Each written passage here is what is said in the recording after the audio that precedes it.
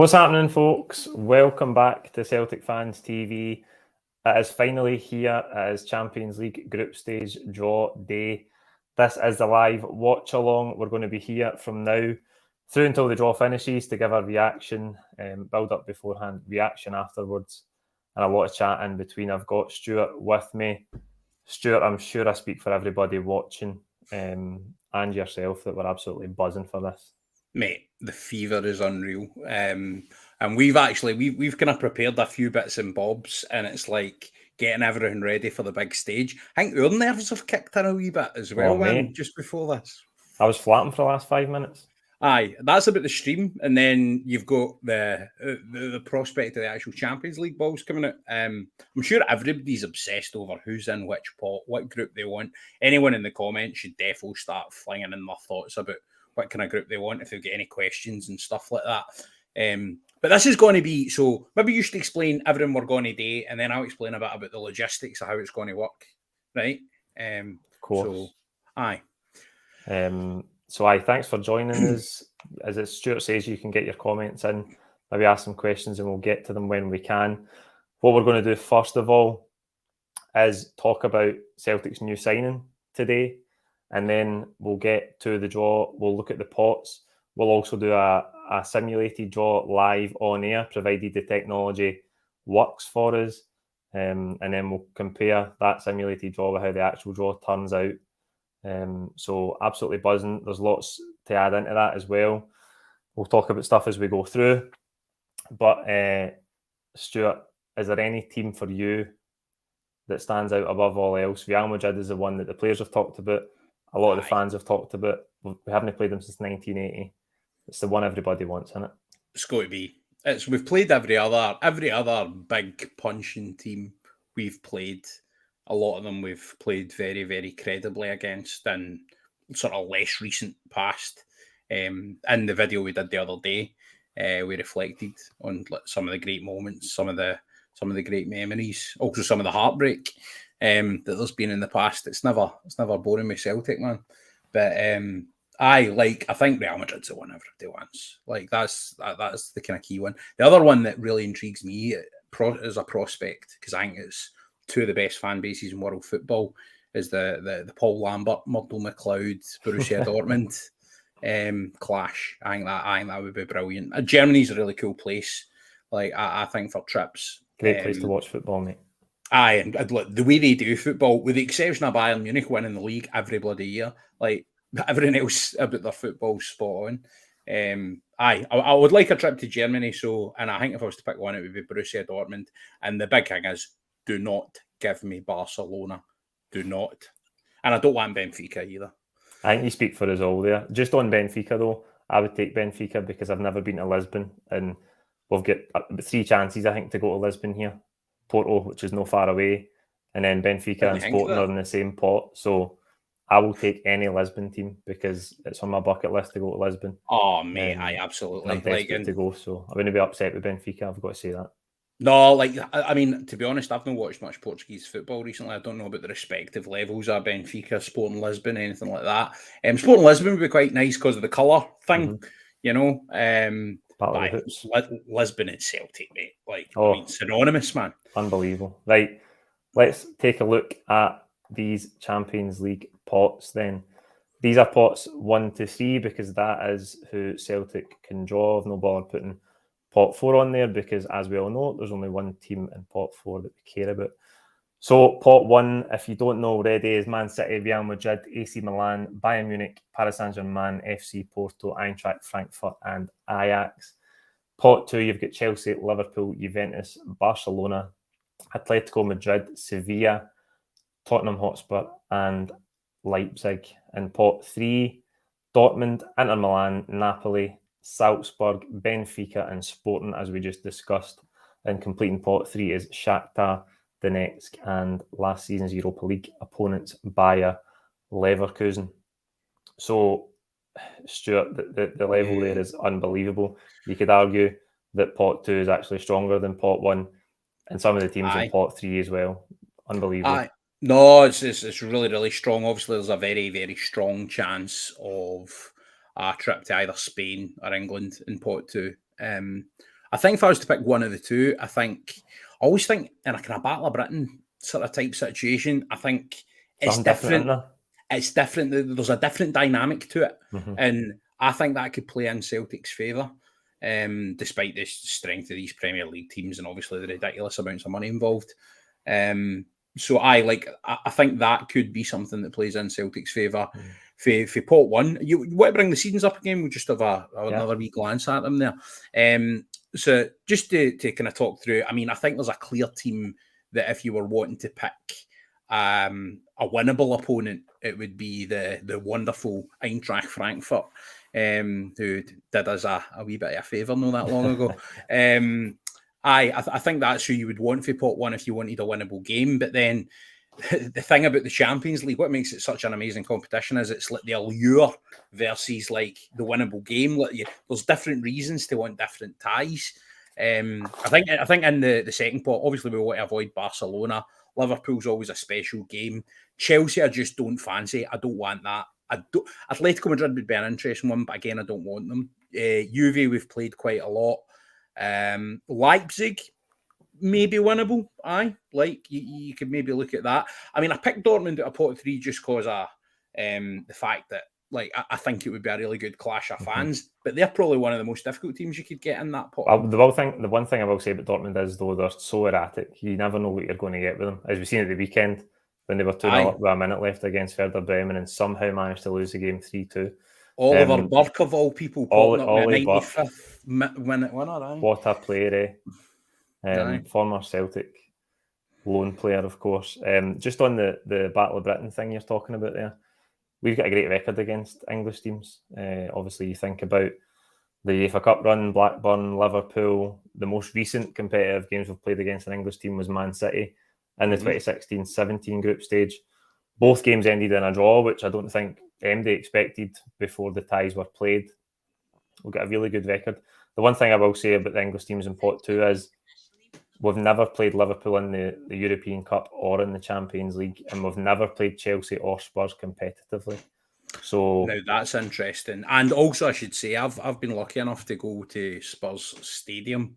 It's absolutely fantastic, man. It's like a spaceship. It's and it's really good to watch football, but they've done quite a nice thing behind one of the goals. It's a bit different, and I think it's the north end of the ground, and it kind of pays homage to the history.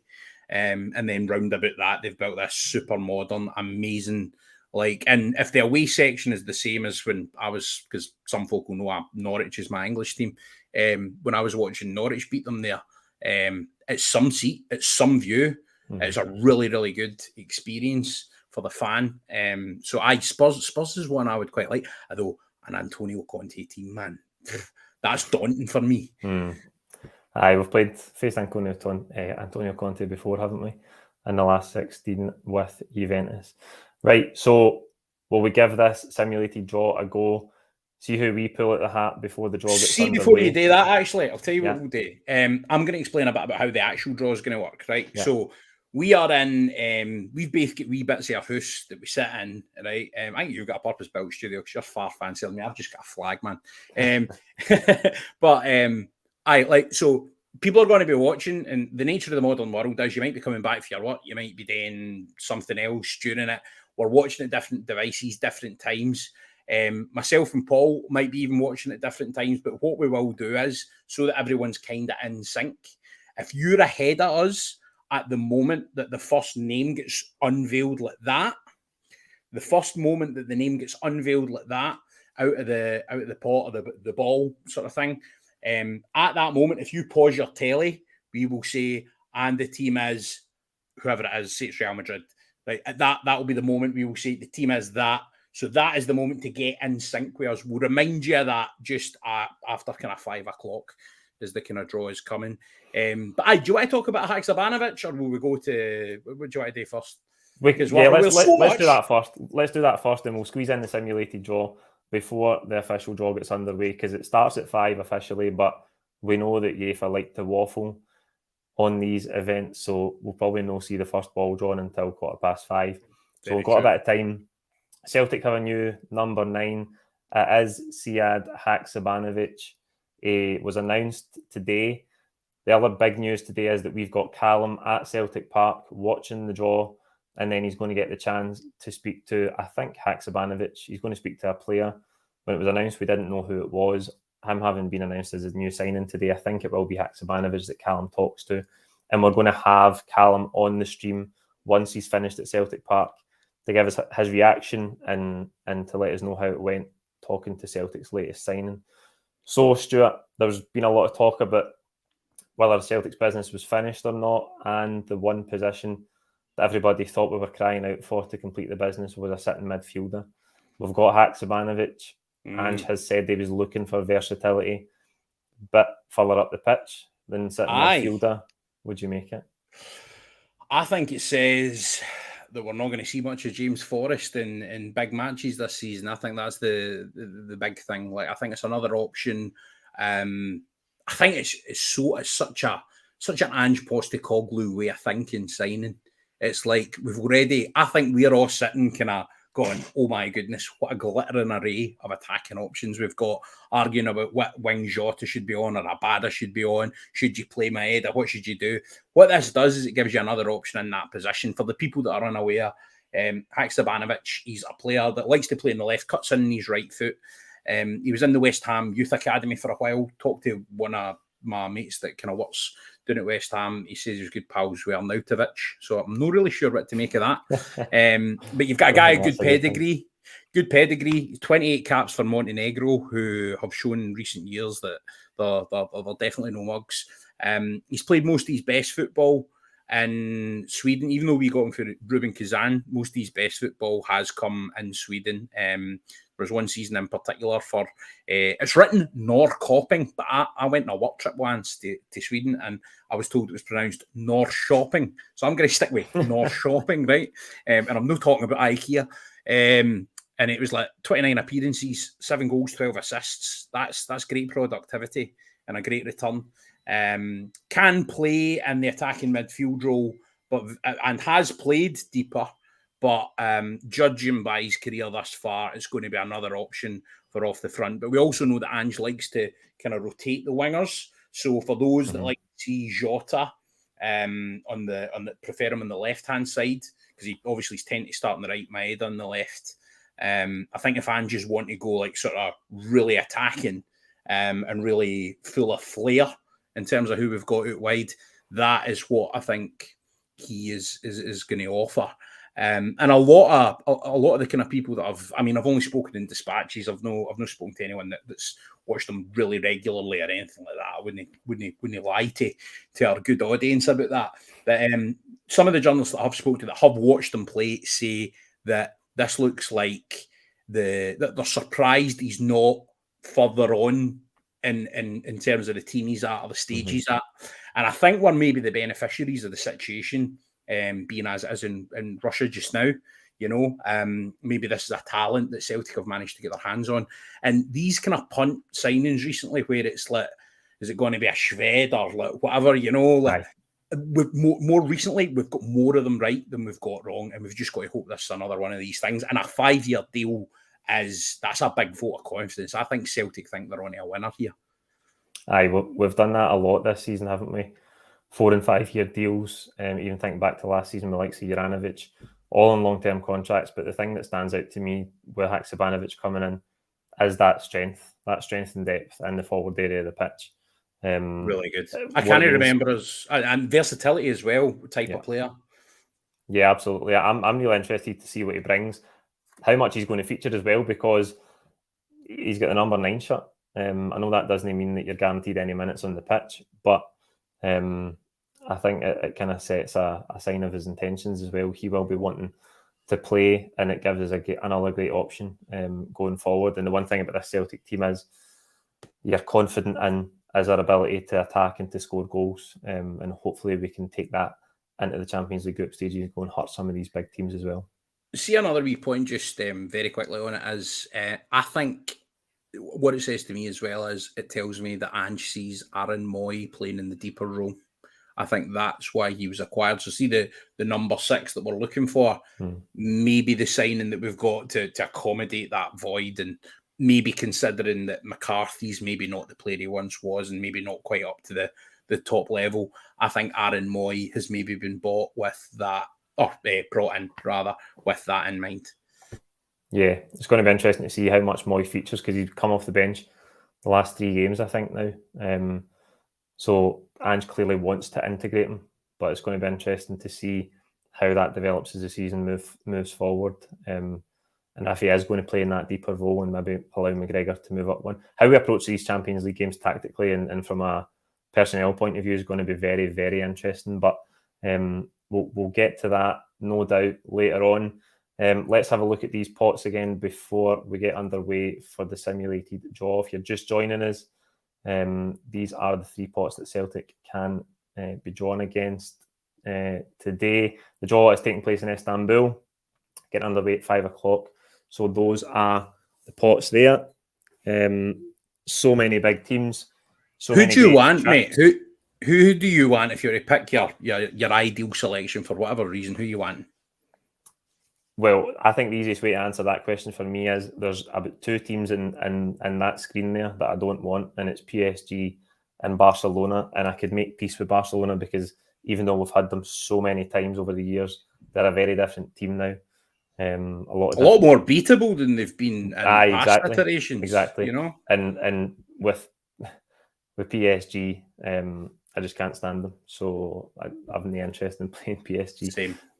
Right, so let's get underway with the simulated draw. Technology permitting, hopefully this will be worthwhile. So you should be able to see it on your screen now. I'm going to get underway. Stuart, if you can add comments as I'm going through this draw. Well, I'm just actually thinking, is this going to be like Rod Stewart doing the Scottish Cup draw or what? I think you need a few drinks for that one, mate. I'm off it now. Right, here we go. I'm drunk on life today, mate. That's how excited I am. Right, so this is the first team from pot number 1. They will be placed in Group A, and it's AC Milan. Obviously, legends of the competition. All right, we're just going to go rapid fire. Yeah, like Porto, hate Porto, 2003, still no forgiving them. That'd be a good trip, though. Yeah, I don't want them. Don't like them. Paris Saint-Germain, right? Good day out the way. Real Madrid. I mean, that's the holy grail trip that we want. Man City, I don't want. Like, I know you're quite intrigued with the idea of like the Guardiola team. You said that in the stream the other day. I've had them, mate. We've done it. Been it, done it. Got the t-shirt and 2 points. Group F for Frankfurt. Frankfurt would obviously be the easiest draw, and Ajax the other quite sort of sympathetic draw, you might say, out of pot 1, right? Yeah. So here we go. Pot 2, first team out. Leipzig. Alongside. So into Group C. Paris Saint-Germain. Interesting. Next up, Barcelona. It is. Group H alongside Bayern Munich. That's already looking like a shocker. Atletico Madrid. Alongside Man City. Now that's a very interesting clash of styles between those 2 teams.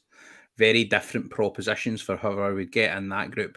Porto and Chelsea's just get the look at a group I would not want. It's like the most disliked teams in it for Celtic's point of view. That group there. Sevilla, last one. Sorry, not the last one. Only one option for Sevilla, given how the groups are set up. This is really interesting, this tool. Great, isn't it? It's programmed with all the permutations and no, that's really I wondered clever. how long it'd be before we use the word permutations a day. Parameters is bound to come in as well. Tottenham and Frankfurt, that's the group I'm wanting now, like judging by this. There's another Real Madrid, Liverpool. Group D for group of death, that in it. Real Madrid and Liverpool. But at the same time, like, I mean, the absolute allure of those 2 ties. Out of the rest of the groups, like that, there's 2 definite standouts. Group D for that, and then Group F for like winnability plus a Battle of Britain kind of element that might be in our favour. Absolutely right. Will we get underway with pot 3 then? There we go, mate. This is where the groups really start to take shape. First out, Sporting Lisbon. Group C. Now, that wouldn't be a terrible group. That could be a group you could argue second place was maybe achievable. Paris, Leipzig, and Sporting Lisbon there. And then you've got Bayern, Barcelona, and Napoli. That's horrendous, mate. That's keeping the score down in there, isn't it? Just no chance, man. No what. Inter Milan. Oh wow, Group D as well.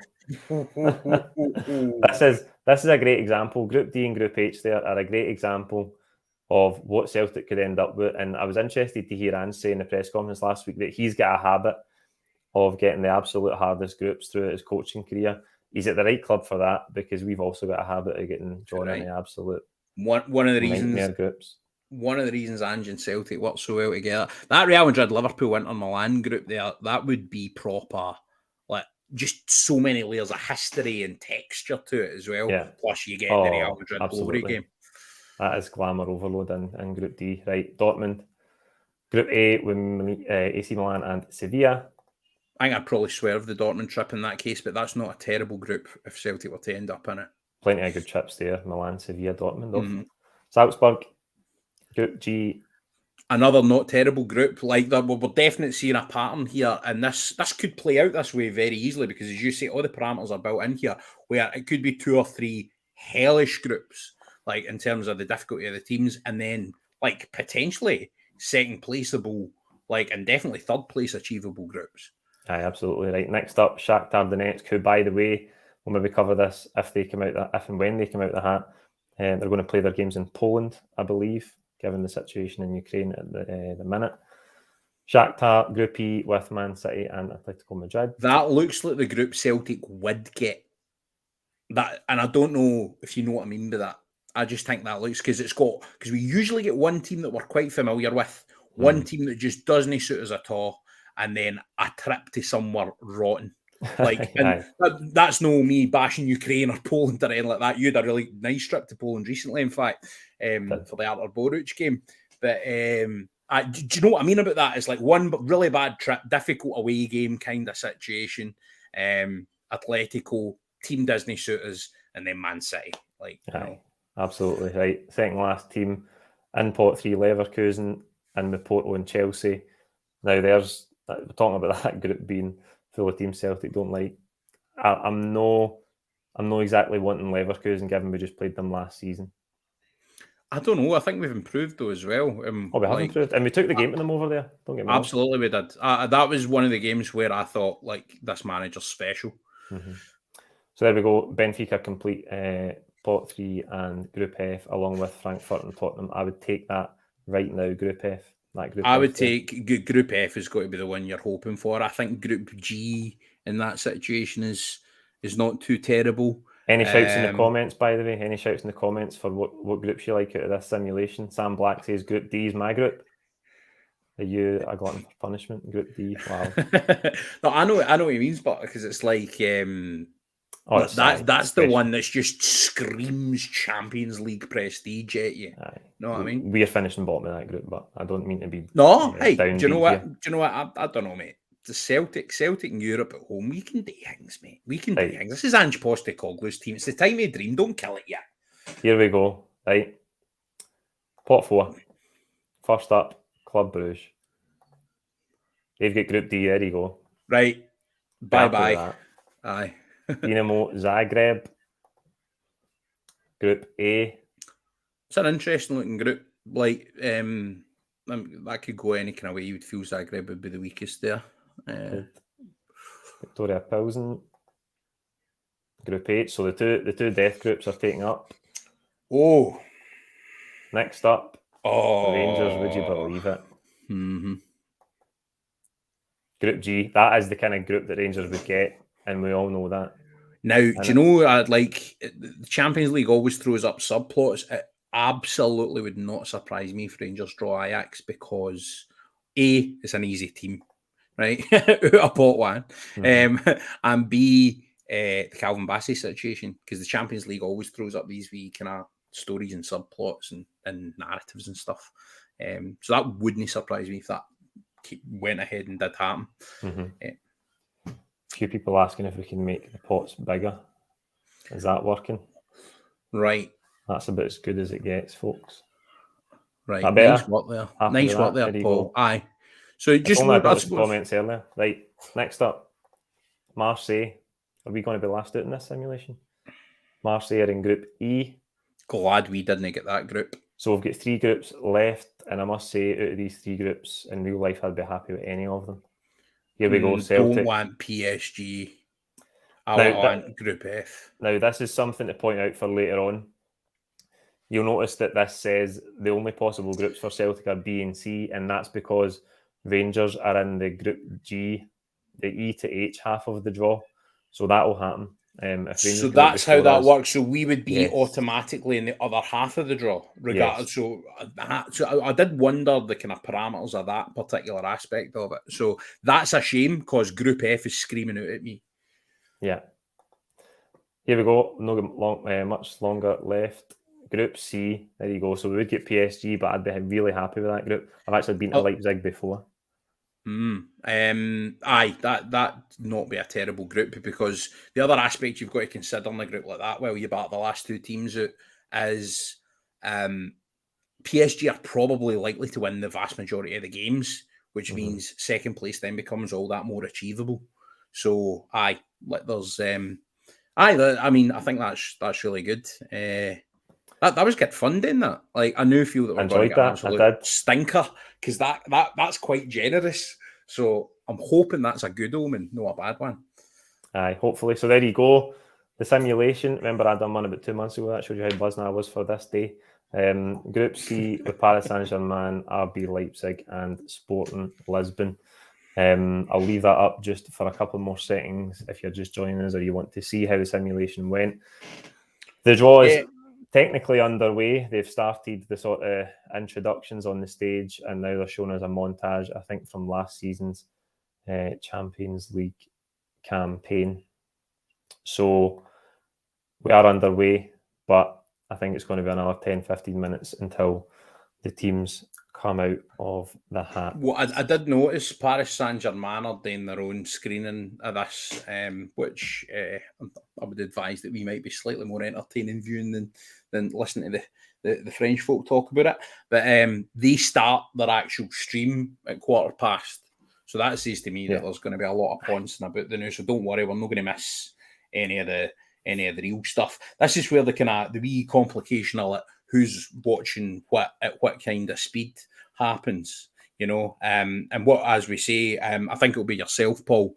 If people are ahead of us, like if they can refrain from saying in the comments who we've drawn until we reveal it on the stream, we would really appreciate that. And then at the moment that the unveiling of the wee bit of tape happens, if it's still like that, I take it they've no digitised that in. Is it still wee bits of tape that it's still a wee plastic ball, and then a bit of paper comes out. Aye, see, I love that. Like, there's some things you can't take away. Like, if they beamed it onto a screen or something, just wouldn't be the same. No, not at all. But like at the moment that tape is unveiled, that's when you're going to see the name of the team. So that's how we can all get in sync on our devices and all that kind of stuff. I'll tell you something, right? It is important to get in sync if you're watching it somewhere else. But I think the best solution to all is to do what Charles has done and only watch us, because then you'll only find it when we find it.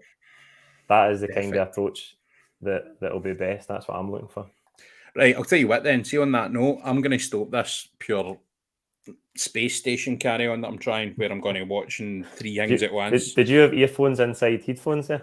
I had earphones inside headphones because I thought I want to see what's happening with the draw. But like, what I'm going to do, Paul, I'm going to rely on you. And then if the spaceship crashes and I need to jump on the app that I have to watch the draw on my phone, then I will do. But other than that, I just want to do that. Also, if people have notifications turned on and like football apps and things like that, because Celtic are in the final pot, there may be the possibility that there's a push notification would get sent out from any of those football apps. So either turn your phone face down unless you're watching on it, or maybe turn the notifications off. It's amazing how in the modern day there's so many different considerations for how to avoid things. Do you know what this reminds me of?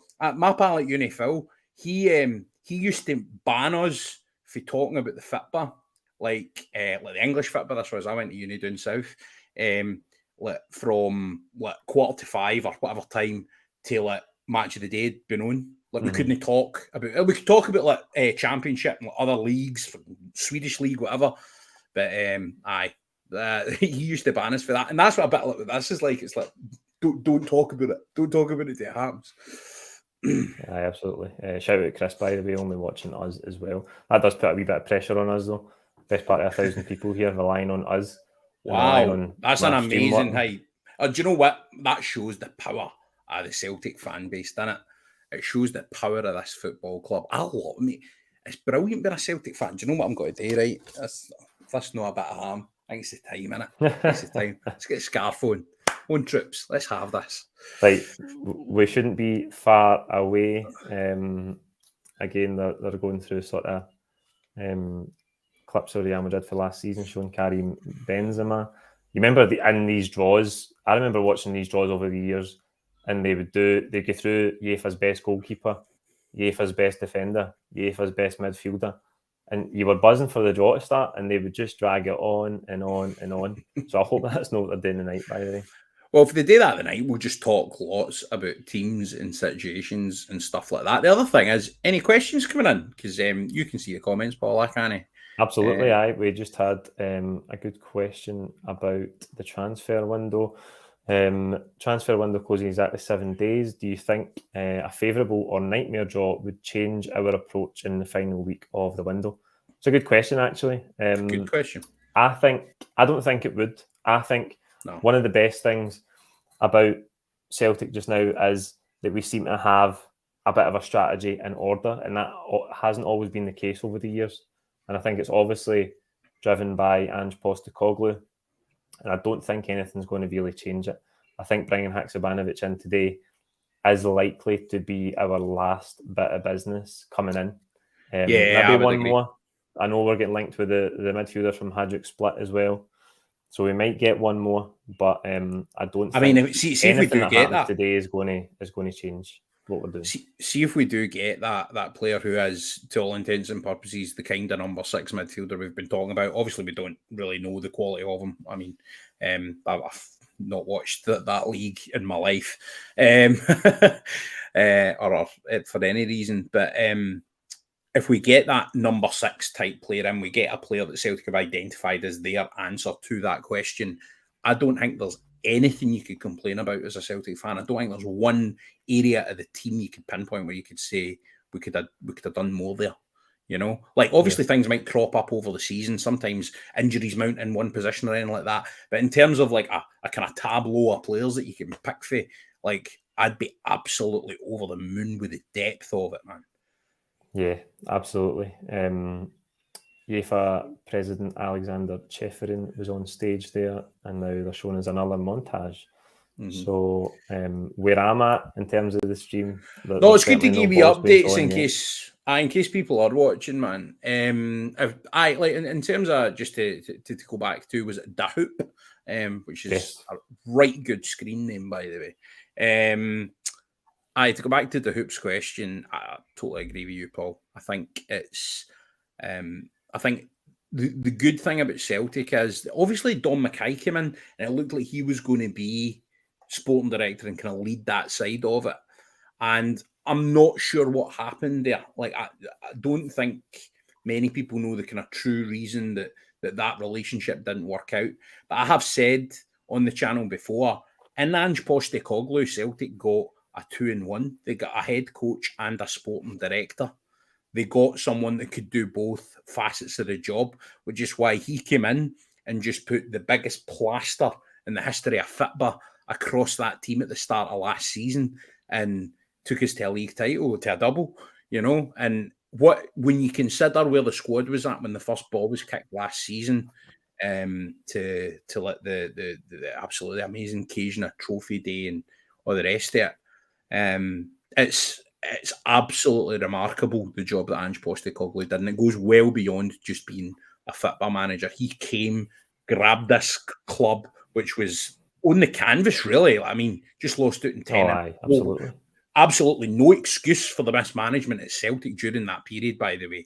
The absolute lackadaisical complacency that's set in at boardroom level, and obviously within the playing squad, within the coaching staff. He came and he dragged the club up with the scruff of the neck, man. And That's why the Ange adventure is special, mate. And we said on that show we did the other day, looking back in the Champions League moments, which I've got to say, Paul, that's one of my favourite things I've ever done in content and media Love stuff. that. It was brilliant, man. It was just great. I got proper emotional a few times during it. And like one of the things that I said in it was like, we've no seen Ange experience the Celtic and the Champions League factor. And the idea of those two forces colliding, man, has me fevered like you would not believe for this. Aye, absolutely, man. I can't wait. Just as an update, it is Arrigo Sacchi who's been presented with the UEFA President's Award. So that was a wee montage there. He's now on stage accepting his award.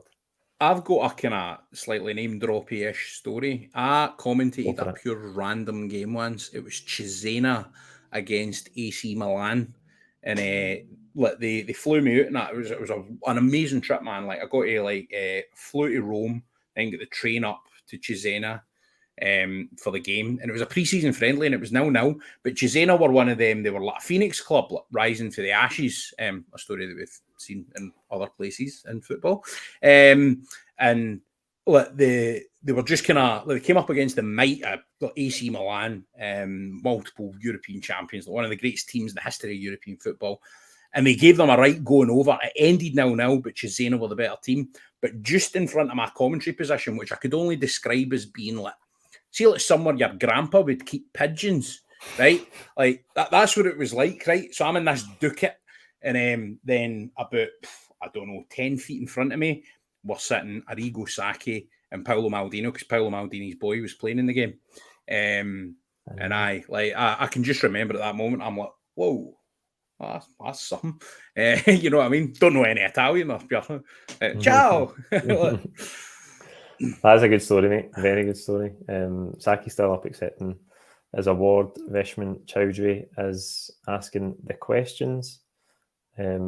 Hopefully it's only going to be a couple of minutes till the draw officially gets underway. Stay with us. If people are trying to sync screens, Paul, describe exactly what you're seeing on your screen right now, just in case people are double screening. But obviously, as you said, preferred options, just watch us. Yeah, Arrigo Sacchi has just shook Chefferin's hand, and he's walking down the stairs back to his seat. So that is the live position I'm in. Right, hopefully this should be the commencement of the draw in just a minute or so's time. Mate, I'm actual nervous. Like, I'm not excited anymore. I'm just nervous buzzing, now. Mate. My excitement has translated to nerves, right? See in the comments, let us know if you're excited or nervous, or if you could when you go. When they get to pot 3, my nerves will kick in, but I'm just buzzing now. Right, you're still carrying the buzz. Obviously, I'm a bit Maria, something bag, and we're pre-watershed. But in the comments, if you can sum up your emotion at this very point in one word, what would it be? And then we'll fling some of them up as we wait for UEFA to get their things in gear. I think like the thing about this, Paul, right? Again, this is going over a wee bit of the ground for that other night's chat was. I think Michael speaks for us all, doesn't he? He does. I'm buzzing like an old friend. I feel we can do something in this competition this year, and I've no felt that in a long time. And that is the thing. Like, do you know, like, even in the Strachan era where we did achieve some success, and in Neil Lennon's first stint and all that kind of stuff, and that magic night against Barca, obviously, like, all of it felt like we were kind of overcoming some sort of odds to do it.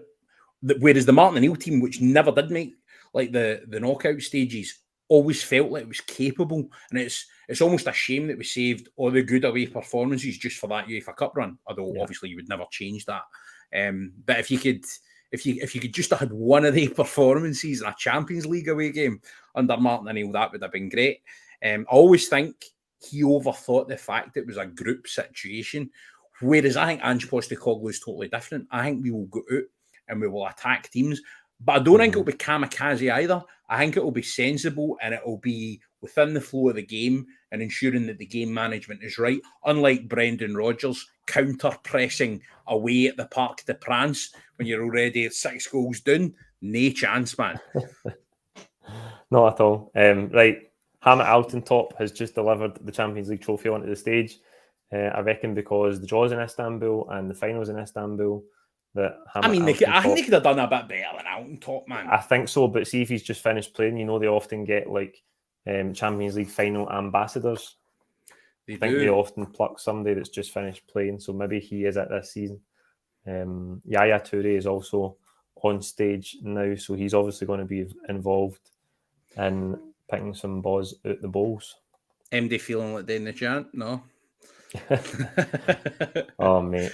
That's not one of my favourites. I despise it. It was worn out after about 5 minutes. Well, since we've got such a big audience, right, this is interesting. I'd be interested because I'm going to flick through the comments after this because it's got to just be madness. Yeah. Nice for bringing up the pots there, Paul. If you've got like a favourite, what's your favourite Celtic chant or song at the moment? Like, I'd be interested to know that with folk as well. Like, and if you think there's one song maybe that could, a bit like on that night we beat Barca, I thought when we were belting Glasgow's green and white from one end of the stadium to the other. Like, I felt that was the moment, like, and the chant and the song that just felt like carried Celtic over the line. And the fans were absolutely the 12th man that night, as we will be throughout this group stage as well, undoubtedly. Absolutely. Right. I think we can't be far from getting underway now. This is how it goes with these draws, innit? It's always the same. Absolutely always the same. It's now 17 minutes past, by the way, so our assumption that the draw would officially start at 15:15 was wrong. So let's bring up another question. Stubbsy's Horse is asking, will Angelos change his style in the Champions League? Categorically no, I think is the answer to that. That was something I asked him about in the press conference last week. Well, I didn't ask him about changing his style, of course not, because I know what he would have said, but I asked him how does he mentally prepare the players. I'm just laughing because I'm thinking you have to think about the phrasing of your question very precisely. It's so difficult because see, at the end of the day, you want him to like you, right? Because you admire him and you love him to bits. So you don't want to disappoint him with your questions. So it's difficult to get the questions right. But I asked him, the mental strength and the results his team showed throughout last season was really, really good, particularly being behind in the campaign, constantly just playing their football. But how does he mentally prepare them for the step up in the Champions League? For anybody that didn't hear last week's press conference coverage, and he answered that as you think he would. He said, "There's no point in looking for a magic bullet just because we're playing in the Champions League now. Like the football and how we play football is the thing that's brought us here. So we can't change that, and we need to believe that the answers will be in our football, regardless of who we're playing, basically." And I think he's reiterated in a number of different ways at different times that he won't change his style. And that's one of the first things that we found out about him.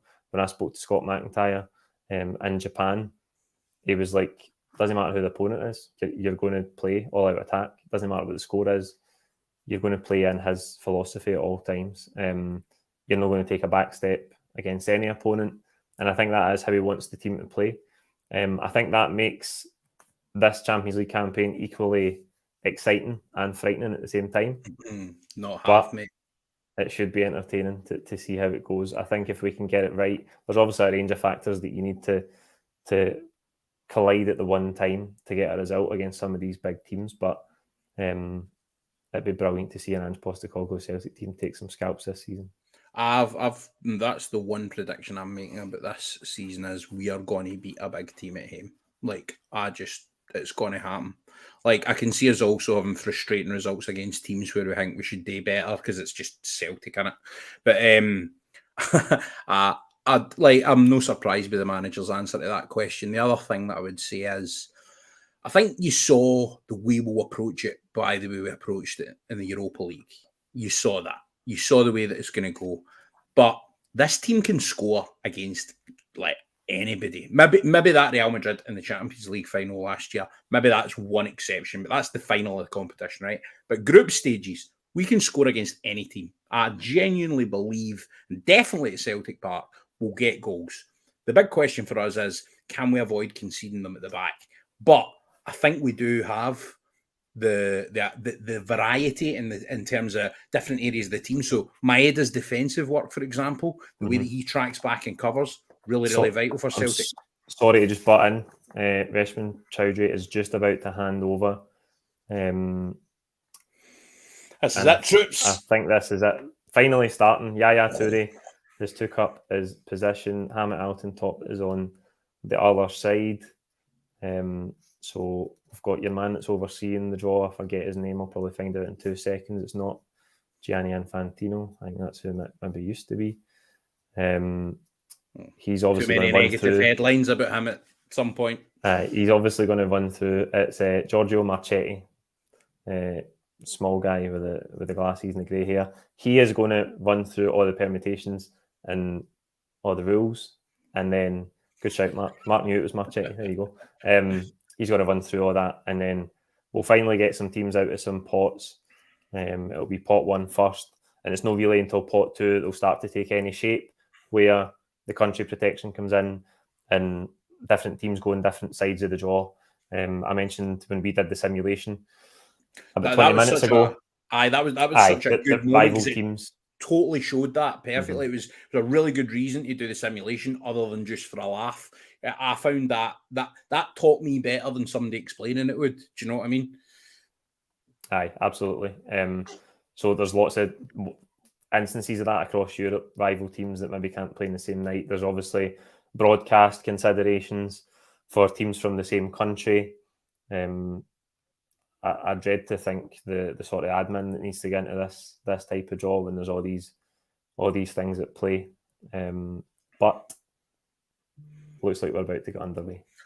Oh, that's why they call it UEFA General Secretary. It's like being a general of an army and a pen pusher at the same time. It's both sides. Anybody likes Blackadder. It's basically your Melcher and Captain Darling at the same time. But that's a reference that might fall on deaf ears. But if you like it, then I like you. Right, so we're getting the explainer of the pots graphically on the broadcast. And I think they're going to start explaining that one team will be drawn from pot 1 and they'll go into each of the groups, and then all the different permutations come in after that. I just want to pick up a great question for Charles Sweeney. How many of our players have played in the Champions League? Great question. I don't have the exact answer prepared, but we could probably run through the team while we're waiting on this getting underway. There's not many. Talk about the very first one? Can I talk about the very first one? Joe Hart's experience. I said he was the most important signing for Celtic last season. I stand by that. And he is going to be, he can be the guy that gets us through a group. He absolutely can. And I don't just mean by making saves, doing the Artur Boruc style heroics.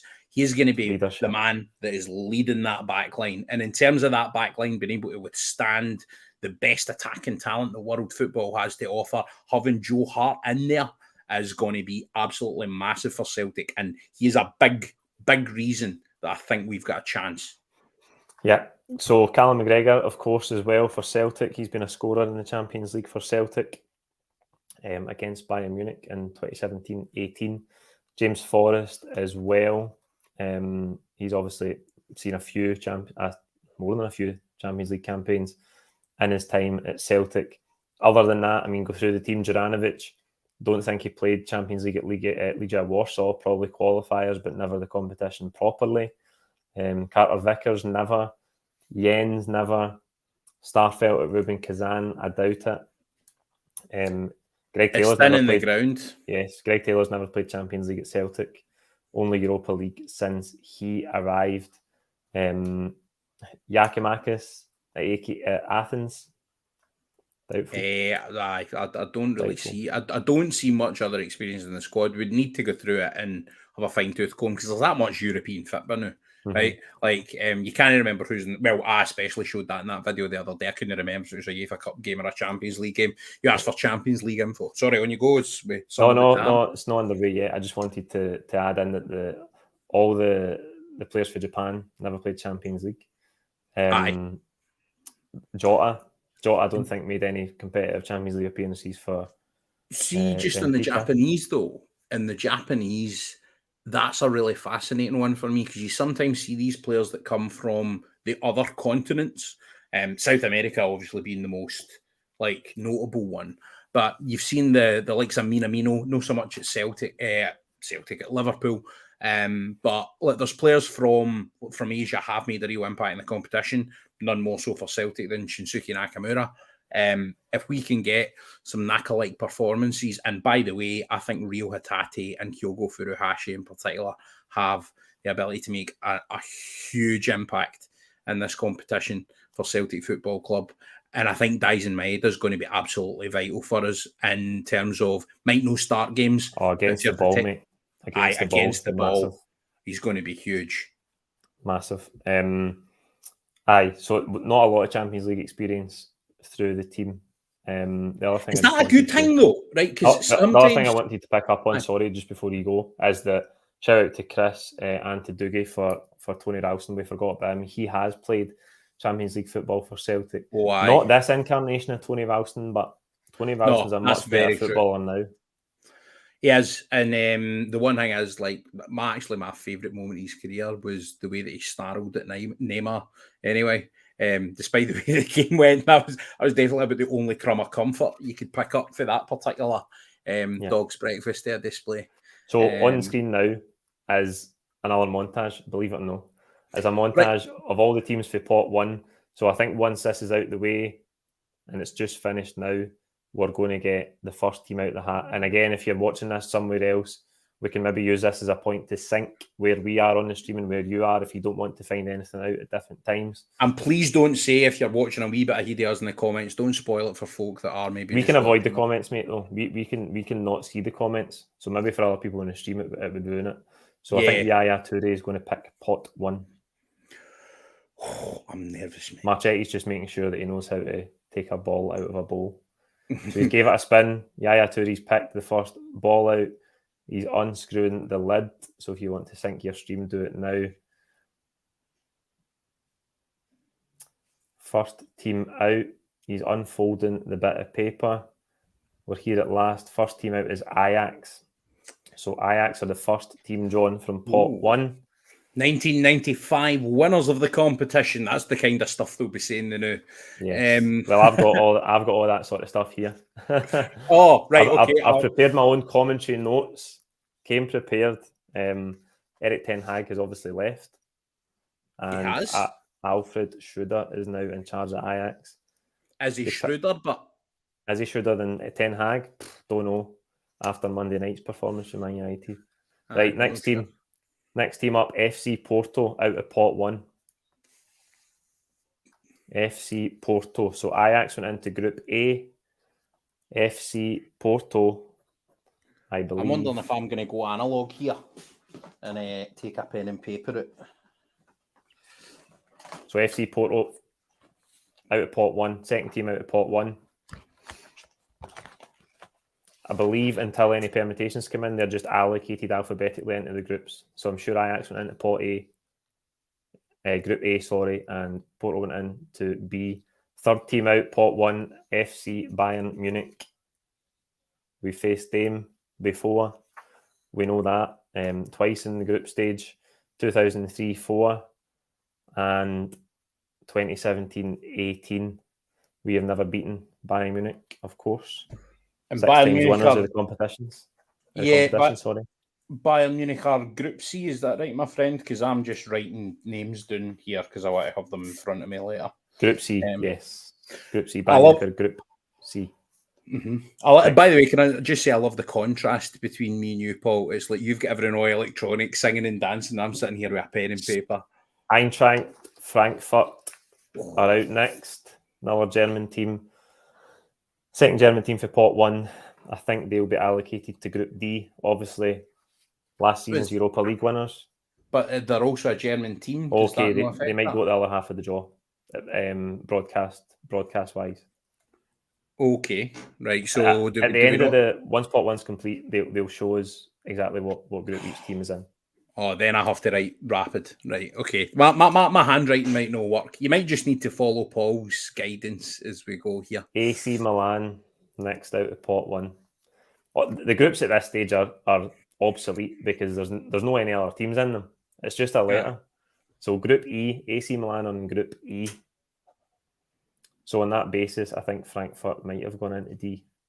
I'm not sure. because there was pot no one other Italian team out. Maybe those parameters kick in after pot one teams are drawn. When other teams start coming in. Right, Real Madrid are out. So if Celtic are to be drawn against Real Madrid, I think it will be in Group D. It is Group D. So Frankfurt did go to the other half of the draw. Oh no, sorry, it's Group F. Sorry. It's but difficult when you can't hear. No, don't worry, mate. Real Madrid in Group F, right? Group F for Real Madrid. I've never broadcast a Champions League draw before, right? This is odd, mate. You're doing a great job. Right, can I say Man City? I just don't want them, mate. I do not want them. Manchester City are out. Erling Haaland, no chance. And Group G. So Real Madrid in Group F, Man City are in Group G. Played Man City obviously in the 16-17 group stage. Mentioned it earlier on, a 3-3 draw at Celtic Park and a 1-1 draw at the Etihad. PSG, the remaining team from pot one. PSG are the remaining team from pot one. And H for horrible. They'll go into Group H. Yes. So that's good. So I'll run through that, see if I've got that right. Group A is Ajax, Group B is Porto, Group C Bayern Munich, Group D Eintracht Frankfurt, Group E AC Milan, Group F Real Madrid, Group G Man City, and Group H Paris Saint-Germain. Yes. So Porto were second out. That was Group B. Yep. Frankfurt, did they go in Group D? I hope we don't get a kind of Porto group because remember Porto and Chelsea came together in the simulation draw. I definitely don't want that again. Because that just screams. There's a good bit of revenge due for Porto. Although I watched them against Sporting Lisbon the other night, they won 3-0. They are quite an impressive side, even though they've lost some big players recently. Right, so they're going through the pot two teams now. The montage is up, and then they'll draw the pot two teams. We do have a new guest joining us on the stream, though. Oh, buzzing! All the way from Canada. We're going to bring him in now. It is Chris. What's happening, Chris? Thanks for jumping in. What's up, lads? How's it going? No bad, mate. Good to meet you, by the way. I know. First time on camera. I'm absolutely buzzing for this draw. I had to take a quick call, and then I was like, I got to get on here and see what is happening. So, are we still on the pot A draws right now? Yeah, pot one's been drawn, mate. All the teams are in their respective groups, but it means nothing because there's no any other teams out. Pot two is going to be drawn now. Yes, so Paul's across all that. Well, he's looking at the teams that are going to be coming out. Toure is opening the first ball of pot two as we speak on my stream. Unfolding taking a bit of paper. So here we go. It is RB Leipzig. So I think RB Leipzig will join Ajax in Group A. Right, because what it would do is, I imagine on the way that it's displaying on your screen, which obviously I take that back. I take it back. Take that back. I think they're going to draw. They have to draw the group, so they put a ball of each group into a new pot and they draw it out. And obviously their thing algorithm is sensible enough to know what groups it should be. So is that going to be the case now from now on? Yeah, Group F. It's Group F for Ajax. So cancel what I said. They're in with Real Madrid. So Leipzig, is this? Leipzig, aye. Yeah. Listen, Leipzig and Real Madrid are in Group F. No, listen, mate, we're kind of doing that. By the way, just on yourself, Leipzig Chris, are with Real Madrid. I love how the Hoops fan base is worldwide. One of the great joys of being a Celtic fan is any country you go to, anywhere in the world, you can bump into a fellow Celt. So next out of pot two, Juventus. Juventus are out of pot two. And I'll no jump the gun with the group they're in because it's still to be drawn. It looks like G and H are the only possibilities for Juventus. So they're either going to be with Paris Saint-Germain. That's a tough one. Or Man City. That's a very, very, very tough group for whoever that comes. So Hamlet Alton top is drawn the group right now. So Juventus are in Group H with Paris Saint-Germain. So Group H already looks like one to avoid. We might not want.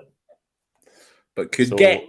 Paris Saint-Germain and Juventus in Group H. Wow. Juventus 2 times winners. We obviously faced them in the last 16 in 2013. See, just while that's going on, Chris, like, see, like, are you part of any like supporters clubs around like, out in Canada? Like, what's the following like where you are? Yeah, so there's a Whitby Celtic supporters club that's here in Ontario where I live. And then when I used to live back in Scotland, I was a member of the Montrose Celtic supporters club when I was a lot younger. So Tottenham I Hotspur. grew up watching Henrik Larsson and that team under Martin O'Neill, and used to go to a whole bunch of games. And I was at that Juventus game. That would have been my top Champions League game. Sorry from to the interrupt thing you. you did there. That was a crazy, crazy game. Sorry to Aye, interrupt, flipping. Chris. Tottenham Hotspur are out. So Ooh. Spurs are out. Do we know what They, group? they have to go in A, B, C, or D.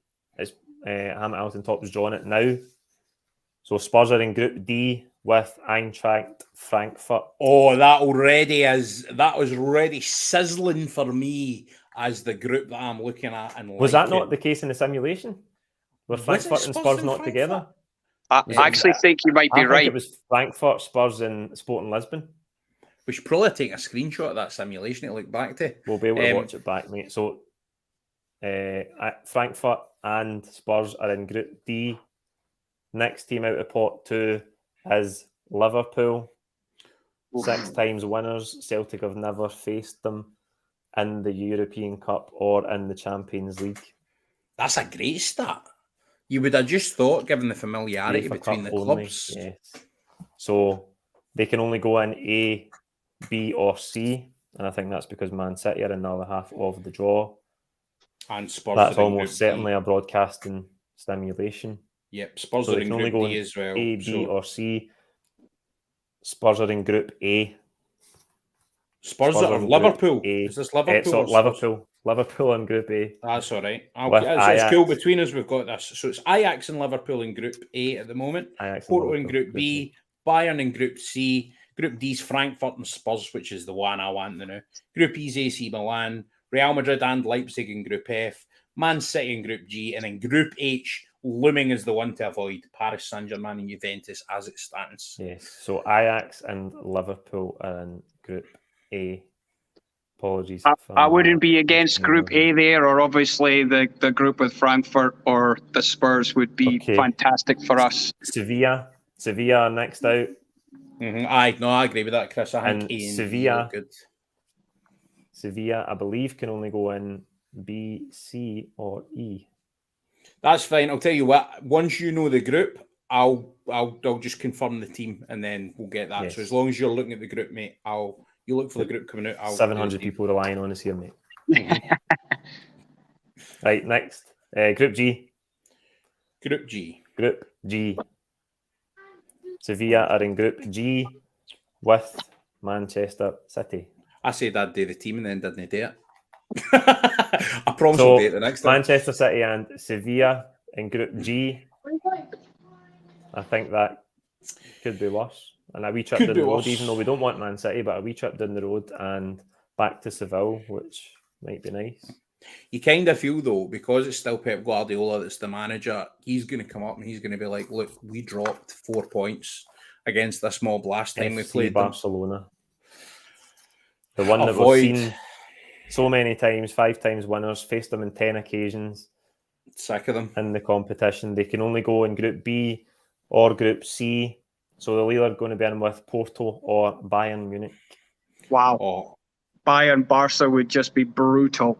They are in Group C with Bayern Munich. Wow. Okay, so Group C and Group H are the two we need to avoid. I would say so far, definitely. That's got an ominous look for Celtic, that Group C, hasn't it? That's got Ange Postecoglou written all over it, Paul. You did, like we were saying earlier on, his teams will face plenty as well. Yeah.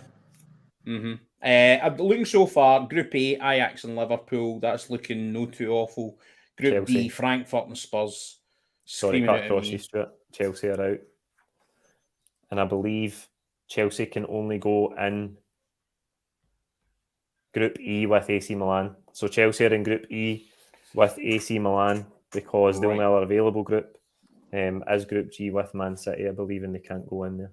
So that means the final team that we're going to see in Pot 2 is going to be drawn with Porto. Yes. So just and to go over I believe it's Atletico Madrid. Yes. So That's Atletico correct. Madrid are the next team out. So there's a way of looking at that group and saying, By the way, nice trips, nice cities and stuff. You know? if they're in Group B with Porto. So Atletico Madrid are in Group B with Porto. Obviously, an infamous tie against Atletico Madrid in 1973-74. So I don't think there'd be any love loss if Celtic were to be drawn in that group with Absolutely Porto, not. the Seville arch enemies of 2003, and Atletico Madrid from that infamous 1973-74 tie. I am going to quickly run through the groups as they stand now. Group A is Ajax and Liverpool. Group B, Porto, Atletico Madrid. Group C, Bayern Munich and Barcelona. Group D, Eintracht Frankfurt and Spurs. Group E, AC Milan and Chelsea. Group F, Real Madrid and RB Leipzig. Group G, Man City and Sevilla. And Group H is PSG and Juventus. Okay, so I've put the pots back up on the screen for these folks. They're showing the pot 3 montage now. This is where the groups really take shape, because once pot 3 is done, all we'll need is Celtic to be slotted into one of these groups. So again, we've got Dortmund, Inter Milan, Napoli, Salzburg, Benfica, Sporting Lisbon, Shakhtar Donetsk, and Bayer Leverkusen. This is where it starts getting thingy. This is where it starts to get nerve-wracking. How are the nerves now, Paul? Aye, they're starting now, mate. Aye. I actually just muted my mic to give it a big exhale there, like, right, stelling myself for this next stage. Out the group so far, Ajax and Liverpool in Group A is not awful at all. It's like nice. I mean, not a bad draw. Group D, Frankfurt and Spurs, I think is the kindest draw we could probably get out of the ones available. And then Real Madrid, Leipzig, I don't mind either for the Real Madrid factor and the fact Leipzig, one of the weaker teams in Pot 2. So want to avoid Group H, PSG and Juve. Starting Pot 3 now. Oh, we've been here for over an hour, do you know that? Aye. First team out of Pot 3. If Yaya Toure can open up the ball. By the way, he seems to be opening the balls, judging by just how long it's taken, the way he juggled the midfield, like the way he battered it between his feet. Napoli are the first team out of Pot 3. It's not a hat, but remember you used to see the first team out the hat? Team out the hat. There's a pot in it. It's a very, very posh hat. Right, so Napoli can only go in A, B, C, or D. Okie dokie. That's any one of those is tasty. Here we go. Napoli are in Group A along with Ajax and Liverpool. That's a great pool to be drawn in, lads. That's 3 great trips in there, by the way. Yeah, so absolutely. It's also probably finishing bottom of the group on minus 12 goal difference. But away you go, man. Ajax and Napoli. Aye, no Ajax. To be fair, no, you get a shot at Napoli as well. No, that's a great group. I would take that. Take it back. Aye, no, that's looking right, that's Salzburg looking so far. Oh, Salzburg are the next team out of Pot 3. They can be in B, C, or D. I wonder, like, I've not seen much of them recently. I wonder how they compare to the Salzburg team that's obviously been seen in the past. I think a lot of people were taken back by how strong they proved to be. Yeah. Hammett Alton top doing his bit with the group now. Yeah. I feel they've done him a disservice there, man. They've stuck him next to Yaya Toure. And you think of Group E, Salzburg are in Group E with AC Milan and Chelsea. Some lovely trips here as well. Milan, London and Salzburg. I just do not fancy that. You need to have a few pound in the bank for that one, didn't you? Milan, London, Salzburg. Well, also Chelsea's the most expensive bit of London, man. Who sees Right. go for millions down there for a one Next bedroom out is flat? Benfica. Next out is Benfica.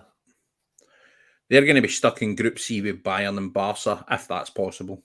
No, they can only go in F, G, or H by the looks of things. So listen to everything I say and take it as gospel. That's the lesson there. Man City Sevilla seems like a good fit for them. So here we go. I'm at Alton Top doing the honours again. If it's And Group Paul- H. Group H. Oh, Group H. man, I thought that was coming there. And do you know what, right? That is, you don't want PSG, Juve, and then Benfica. We've played all the teams. So that already is looking to me like the group that we're going to end up in. Right? PSG, Juventus, and Benfica. That's rotten, man. That's a group of death right there, boys. Yes. Please Maybe put a wee shot at Rangers. third. Maybe Rangers a wee shot in at there. third in there. Rangers in there. Borussia Dortmund. Now, this is, if I could pick Bernabeu first, Dortmund second, in terms of just picking it purely on merit of trip. Where you So could Dortmund go. are in with Manchester City and Sevilla. That's 3 great trips as well, man. That's in terms of 3 great trip trips. value, that's a stoter. Group A and Group G looking really, really nice. So we're halfway through pot 3. Next team out, Yaya Toure, is Bayer Leverkusen. Obviously faced them in the group stage of the Europa League last season. It was 4-0 at Leverkusen at Celtic Park and 3-2 in Germany. So they can't go in Group F because Leipzig are in there. They can't go in Group D. They are in Group B with Porto and Atletico Madrid. Ooh. Porto and Atletico Madrid joined by Leverkusen in Group B. I've just clocked myself and I look like somebody in a bookies. Get my wee pen out. Sporting Club de Portugal. Sporting Lisbon are next. They can only go in C, D, or F. That's all we've got left, actually. Okay. Now, one point that you made that I didn't even sort of think By about. the way, if they come out in Group D, I think it's the same. Is that what you're going to say here? The same as the simulation? Frankfurt, Spurs, and Sporting Lisbon? Right. Mm-hmm. And what would the odds? What would the odds of that actually be in? That's wild. They're in Group D with Frankfurt and Spurs. That's mental.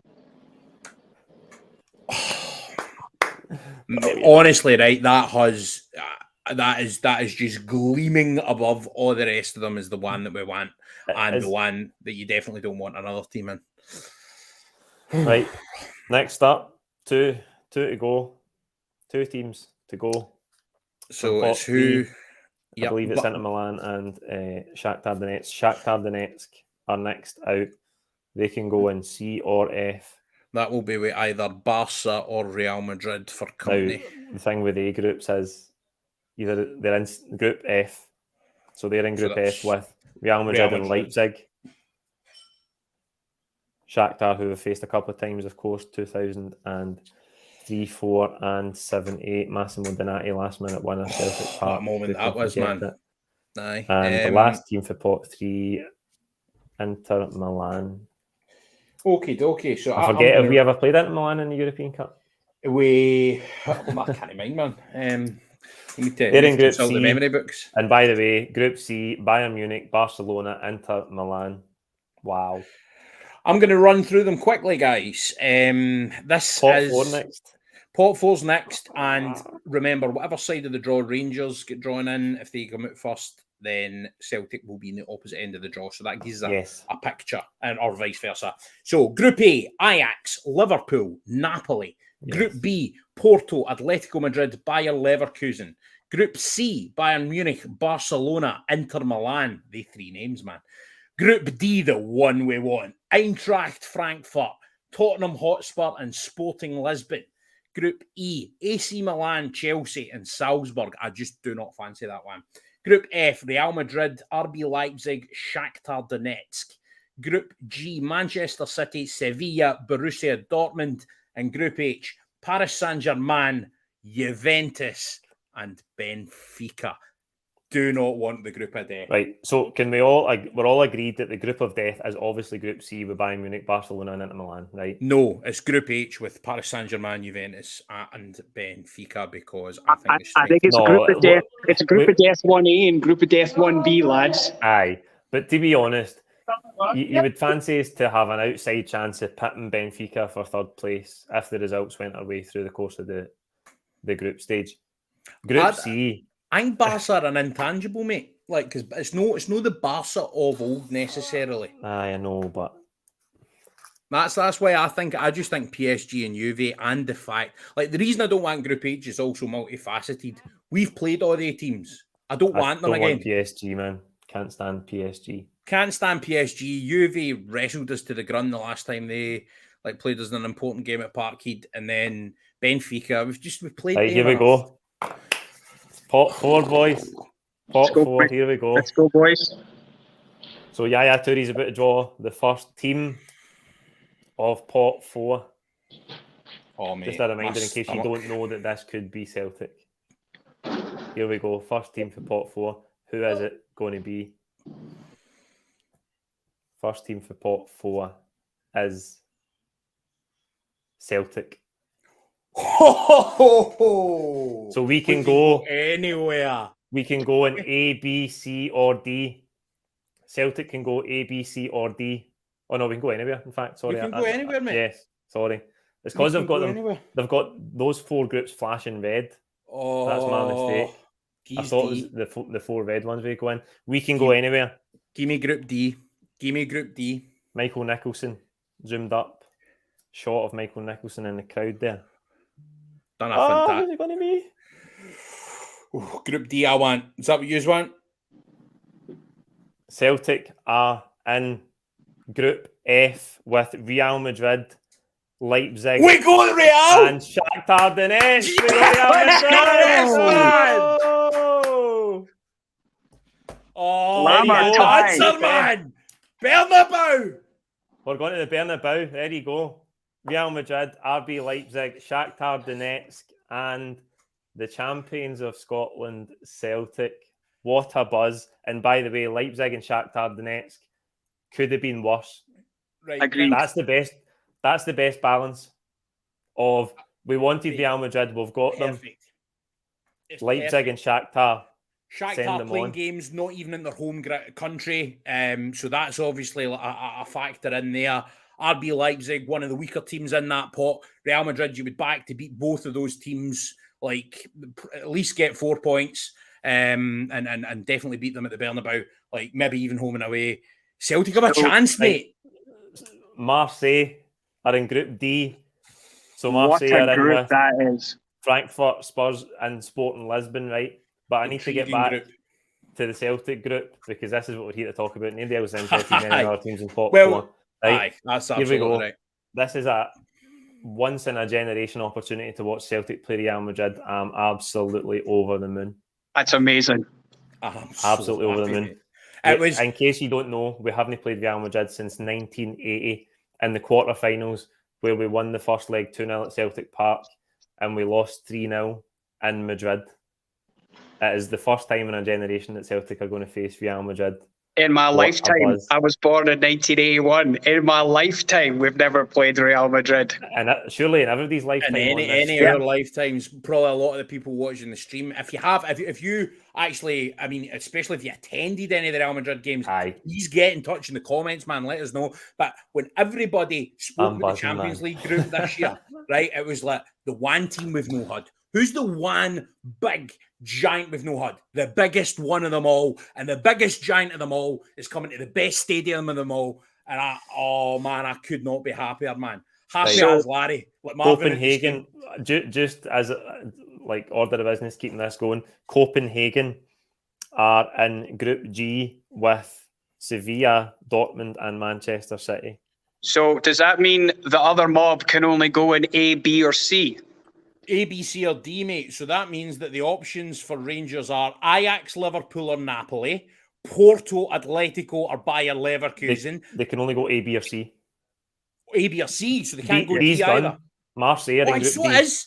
D's so finished. It's A, B, or C. Mate, their draw's going to be no good. Like, A is Ajax, Liverpool, and Napoli. B is Porto, Atletico Madrid, Bayer Leverkusen. C is Bayern, Barca, Inter Milan. I don't know, mate. I don't know. Porto and Leverkusen. Don't know. Porto and Leverkusen. Aye, no, happening. They're going to smash them. Right. Let's have it. Here we go. Next out. Wasn't the Rangers, by the way. Group B. So Group B is taken with Porto, Atletico Madrid, and Leverkusen, and it's Club Brugge. So Club Brugge are in Group B with Porto, Atletico Madrid, and Bayer Leverkusen. So, if you're interested, Rangers. I was can just now go in pointing Group at. A I or was just C. pointing at that man, mate. See that man? See that man up there? Just pointing at that man. That man with a hand in his heart. Shakhtar are playing it. Shakhtar are playing in Warsaw. What Yes, you've please. just been to? I've just been to Warsaw. What a place! Aye, What they a put place, you in man. like the. They put you I in wonder the if best they're going to be hotel playing suite in as the. well. So Rangers are out, right? I wonder if they're going to be playing in the National Stadium in Warsaw or in Stadion Legia, which is where obviously we played. The one thing I will say about Legia Warsaw Stadium, it's not the biggest. The National Stadium's huge. Put Rangers. Rangers might go in Group A because of the Calvin Bassey thing. That would be interesting, but I want them in C. Rangers are in Group A with Ajax, Liverpool, and I had Napoli. a feeling, you know. I had a feeling. Calvin Bassey scoring at Ibrox. Send it. But this, of Probably course, get is sent a off Celtic. Ibrox, let's be honest. Depends who's the ref. So Ajax, Liverpool, and who else? The Champions League draw. What's that? Sorry. Oh, so for Rangers, they got Ajax, Liverpool, and Napoli. Suck it. Yeah. So Dynamo Zagreb are next to it. We're going to play Real Madrid. I'm absolutely buzzing, man. Mate, can I just go full hog and say Dynamo Zagreb, Diddy team, mate, Diddy team. Look at the teams we're playing. Well, they beat Bodo Glimt. I hasten to add, who are quite like handy these days, and have a very highly rated manager. So here's a question for you lads. I needed us to play on match day 2 on the home game on the Wednesday. I think because we're drawn in the second 4 groups, I think I'll be undone. I don't know, mate. I don't know. I honestly can't say it. I'm not sure. But I don't know if the top 4 teams are more likely to start away. we can't play the same night as Rangers, right? So it is possible we could be bumped. Like undoubtedly, our first game will be away because we're a lower seeded team. So I think we play away week 1 for sure, which increases my chances of a home game in week 2. But I need it to be on the Wednesday night, boys. Wednesday night. Praying for you, brother. And let's hope it's Real Madrid at the home game. Wouldn't that be sparkling? Oh, I would be buzzing for you. Wow. Maccabi Haifa, do we know what group they're in, Paul? Maccabi Haifa can only go in E or H, I believe. We've got EH and C left, I believe. Yes, I don't know if I missed C and all that excitement there. Whoever it is on to rice, but no, sorry, I'm going to do a quick double check. Barcelona and Inter Milan. Group H. So Maccabi Haifa are in Group H. Good thing is by process elimination. So Leipzig, as if you didn't know, because they played Rangers very recently, Leipzig are managed by Domenico Tedesco. No, he doesn't own a tiling shop either. Sorry, Turi's just pulling this team out. I think this isn't the final team though. This is Victoria Pilsen. Okay. So Victoria Pilsen. Group C. So Victoria Pilsen. Oh, I feel so sorry for them, man. Well, lads, I'm going to have to drop off, and I know Callum will be joining the stream soon, but keep your fingers crossed, Celtic Fans TV. Chris needs a home game, match day 2 on the Wednesday night, and I'm coming home to Scotland, and I'm hoping to go to Paradise and watch Celtic in the Champions League. Hail, hail, boys. Can't wait to see you, man. Thanks. Hail, hail. Hail, hail, brother. Right. So, Europa League semi-finalists last season. Good on you, by the way. RB Your Leipzig. professionalism. Your professionalism. RB Leipzig. Okay. We faced them in 18-19 Europa League group stage. We lost 2-0 in Leipzig. I was there. It was one of those insipid Brendan Rodgers away European performances. We may as well not have turned up. Counter press. For all the glove we managed to lay on them. But we beat them at Celtic Park. We did. We beat them 2-1 at Celtic Park, thanks to goals from Ryan, Christie, and... He's no way at the now, mate. You'll need to go for it. Do you know what? I'm much better at remembering things for 10, 15 years ago. Mate, I'm... On that subject, remember things 10, 15 years ago, Shakhtar Donetsk played them 4 times, 2004-5 group stage, 2007-8 group stage. If you remember, we beat them 1-0 at Celtic Park, I believe, in 2003-4. Was that the 0-0 game? That was that not the 0-0 game? I think McGeady was really good. That was did Thompson either missed a penalty. It was a Bayern Munich 0-0 game that Thompson missed a penalty, wasn't it? I've got a team missing from my list here, by the way. Or have you just like abdicated? Do you want to go through the full group listings? No, it'll be Pilsen, mate. Is it not Pilsen?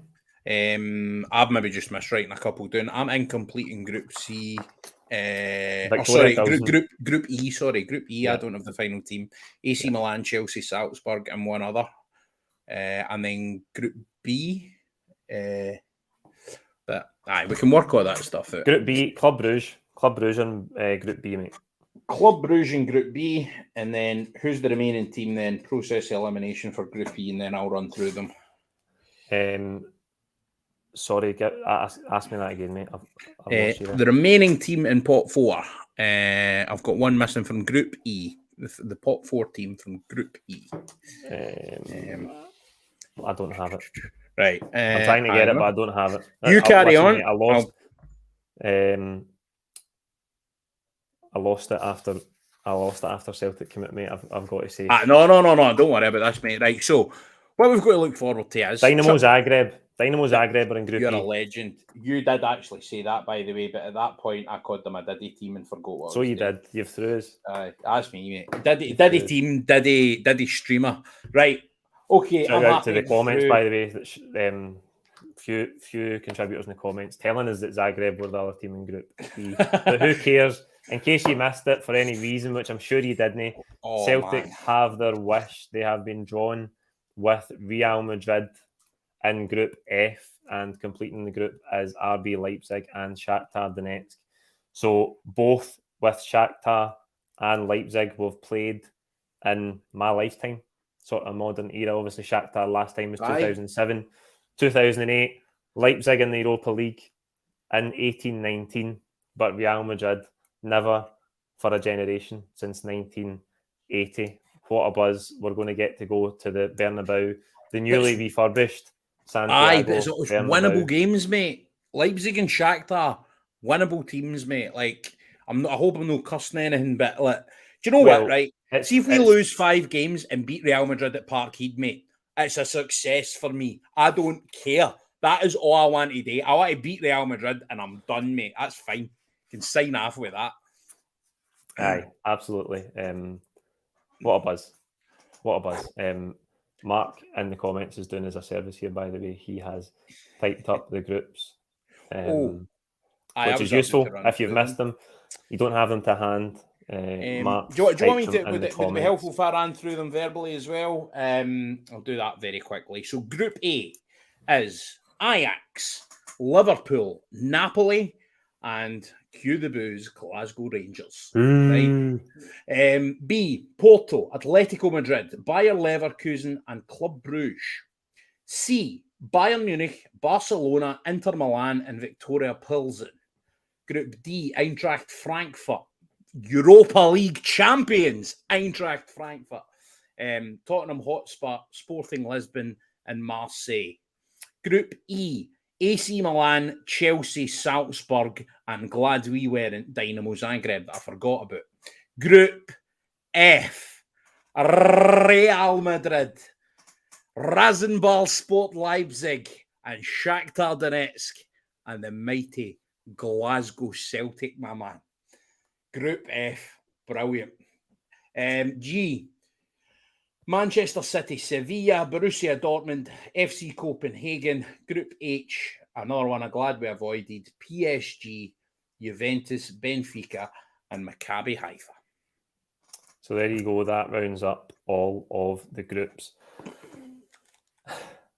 I'm absolutely buzzing, man. We can get through, mate. We I was only kidding, by the way. Like, I want us to get through the group, mate. I think that's a group you can get through. Like, beating Real Madrid would all be I'm enough. happy with, right?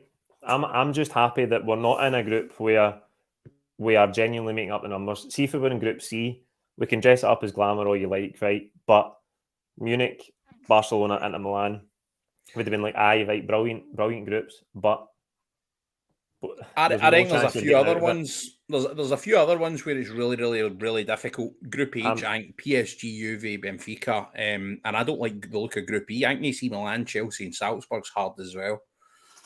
Yeah, there's plenty of groups in there that would have been on paper more difficult for Celtic. I'm just buzzing that we've got a chance of competing, and we've got the big glamour tie that we all wanted. So there's a few factors. Shakhtar. In terms of a few factors, Shakhtar are obviously, for reasons out with football, probably likely to be in a bit of flux given the situation in Ukraine. They're going to be playing not in their own country, not in their own stadium. They're going to be playing in Poland, I think in Warsaw, by the way, which I'm absolutely buzzing about. If you didn't know, I was in Warsaw for the Artur Boruc testimonial, which just so happened to coincide with my mate's wedding. I loved it. I loved Warsaw as a city. It was brilliant. And I can't wait to go back there and see Celtic competitively. I can't believe I'm going to see Celtic play in Poland twice in the space of 3 months. That's unbelievable. Mate, it's absolutely crazy. I'm just actually messaging my mate and I'm like, if you're just joining us or you're wondering what's next up on the stream, by the way, Callum has been at Celtic Park watching that draw. I'm sure that was a buzz, by the way, when Real Madrid came out live inside Celtic Park. He is going to talk to a Celtic player. We believe it is Sead Haksabanovic. Sorry, Carlo Ancelotti is just on stage collecting his UEFA Manager of the Year award. I believe they're asking him about the draw.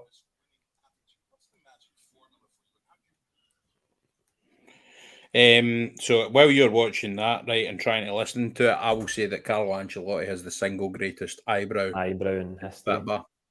Carlo. And by the way, what a manager, man. Like, I digress. So big summer signings for Real Madrid, Antonio Rudiger. They also brought in, I don't know if you can help me with pronunciation here, Stuart, Tukameni from Monaco. I think it's Tukameni, but could be French. They've obviously lost a lot of big players. Real Madrid have lost a lot of players that you would associate with their team in the last decade. Bale's gone, Casemiro's gone to Man United, of course. Such a surprising move, that one. Isco's gone. Marcelo has also left the club after more than 10 years there, I think. So it's going to look a wee bit different. A very youthful Real Madrid team.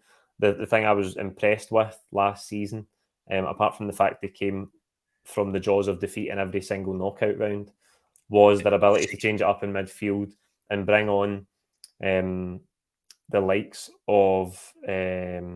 I've lost his name now because I'm distracted. The young Frenchman. Eduardo Camavinga, who we obviously faced as a 16-year-old playing for Rennes. I was there in Rennes that night when he played against Celtic.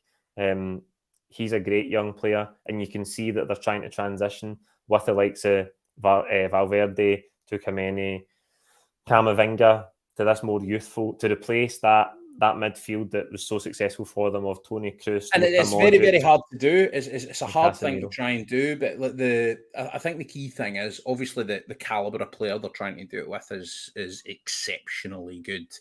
But the fact that they're in a transition phase, it's no the Galacticos Real Madrid, but it doesn't take anything away from the luster of the tie. If anything, it just lends credence to the argument that Celtic can do something. And I'm looking at the other groups, right? And I'm thinking, right, the other pot 4 teams, is there any other group I would rather have been in? And even the Frankfurt, Spurs, Sporting Lisbon one that Marseille ended up in, maybe you could argue there's a slightly better chance of grabbing second place in that group, but I would have taken this draw over any other that was available to us, given the way that the first three pots shook out. Do you know what I mean? This is the group I would have picked. You were just looking at it at that moment, and when it came out, and it was Group F. You're like, aye, absolutely. What a buzz! When did the fixtures get announced? This is the big question, because I know we're all dying to get on Skyscanner, Google Flights, cheap flights, you name it, whatever you want to get on to try and book some away trips. The comment above is saying by 11 a.m. on Saturday, we'll know what the fixtures are going to be for the group stage. I don't know if it takes that long. I actually can't remember. Because I believe that the turnaround is traditionally quite quick. 4 or 5 hours, I thought. I don't know, is that there should be a comment by me coming up in the chat. Did it come up live there, Paul? Can you see one for me? Yes. Yes. Bring it up on the screen, because that is the text message I have sent to a few of my friends. Right? Any means necessary. Any means possible. Any way that you can. By the way, right? Now, we have a tradition, Celtic fans. We're known for how well we travel to Spain. If you ask anyone in Barcelona, if you ask them in Seville, if you ask them across the country, they'll talk about Celtic, que gran afición tienen, right? They'll tell you that Celtic fans are special, right? But Madrid, it's a new location. And, wow, right? It's going to be a migration, mate. The population of Britain will go down by a percentage point when we go over there. Like, that is going to be massive. We're going to Madrid. What an absolute buzz, man. Cannot wait for it. Insanely excited by it. And it's one of those, like, I think a lot of us will go without the expectation or necessarily the availability of a ticket. You know, I think it's one of them where you'll just go and obviously the lucky few get some. But it's still there might be space in the home end, because it's probably not the biggest game for Real Madrid. So listen, I know that's maybe not allowed, but I'll say that quietly. An update for Callum. We've got an update from Callum. Kyogo Furuhashi and Moritz Jens are there. So we think Callum is currently talking to Kyogo and to Moritz Jens. I'm well jealous, man. We'll try and get him on. See while we wait for him, right? Here's a random thing, right? And again, this is another one for folk to fling in their thoughts in the comments, right? Like, who's your favourite Celtic player then? Who's your favourite one? No, who's the best one? Kyogo's my favourite Celtic player, I know. Right? Who's the best Celtic player? Kyogo. No, Callum McGregor's the best Celtic player. You think Callum McGregor? So I think in terms of ability level, I think Jota is very big. Callum McGregor's probably the most complete. Most important. Right, most important without... No. One of two. Him or Joe Hart? It's him, mate. He's the heartbeat, isn't he? He is the heartbeat of the team. A few shouts for that in the comments. Out with Mcgregor is my best, Jura is my favourite. Interesting to see if we can hold on to Josip Zanovic. I'm sure he's going to be buzzing with that, staying at Celtic for the Champions League and in a group like that. Aye, like, I mean, in terms of if Atletico Madrid are looking at him, his addition is set up. He's got 180 minutes to show exactly what he can do. So Callum is currently interviewing Kyogo Furuhashi and Moritz Jens as we speak. We're going to get him on. We'll stay on until we can get him on. We've been live for an hour and 38 minutes, by the way. This is an absolute marathon, but it was brilliant. I hope you've enjoyed it so far. I absolutely loved it. Like, first time we've had a chance to do this. The channel. This is the 5th season of the channel, by the way. 5th season of the channel. It's the first time we've made. Sorry, it's the first time we've made the Champions League group stages since I've done this channel. And 5 years has been a long time. Do you know what, man? I'm absolutely buzzing with it. I remember you starting this channel years ago, and we had a very, very random, brief conversation on a social media website about, like, good luck with it, mate, blah, blah, blah, right? What you've grown this into, mate, you deserve a lot of credit. I think the amount of time that you've put into it, and I'm so glad that you've invited myself and the other lucky contributors to be part of it, mate. And to be part of this day in particular is a career highlight, and in terms of my work and all that, for me, this is brilliant. First Celtic channel you saw, mate, and it's genuinely I do believe it's the best one. I wouldn't associate myself with the detritus. But obviously there's space for all sorts of contributions about Celtic, and we love it, and we love that there's so much fan media and that this club creates such fervour. But I'm really grateful to you for having me on, mate. Like, I've got to say that, like, for today in particular. But the thing about this is as well, right? Like, I just feel we've got a chance. Like, it's different. It doesn't feel like it's because it's been longer, because it's been like down in the doldrums, because of the absolute devastation of sacrificing the 10, right? Like, and everything that we've seen, even Brendan Rodgers, Celtic, they go to the Champions League kicking and screaming, and then like kind of meekly capitulated, like frequently, you know. We're not going to do that this time. I don't think we'll get. I don't see us getting pure scudded to the embarrassment of 7 goals. Real Madrid's going to be difficult, mate. Real Madrid away is going to be difficult, right? But we have proven in the past that we can go away to Spain and put in spirited performances, and we just need another one of them. But I've never had as much belief in a Celtic team since the Martin O'Neill team. And if this team can beat Real Madrid and get through that group, this team, does that surpass Seville, getting to Seville? I would say that it does, in terms of, not maybe in terms of memories or in terms of journey or in terms of story, but in terms of footballing achievement, I would say in European terms, that's third only to maybe the 2 appearances in the final. That's just a hot take. Fling it out there. Listen, we'll see how it develops. We need to see how it develops. If we did manage to get a really good points total in this group, if we finish third, I still think before coming into this, unless we'd get a very, very, I say easy and right. So Group D would be that group. Group D would have been that group. But even then, you're still thinking a good achievement for Celtic is if we compete, we get a couple of wins, and if we can get third, then we've done well.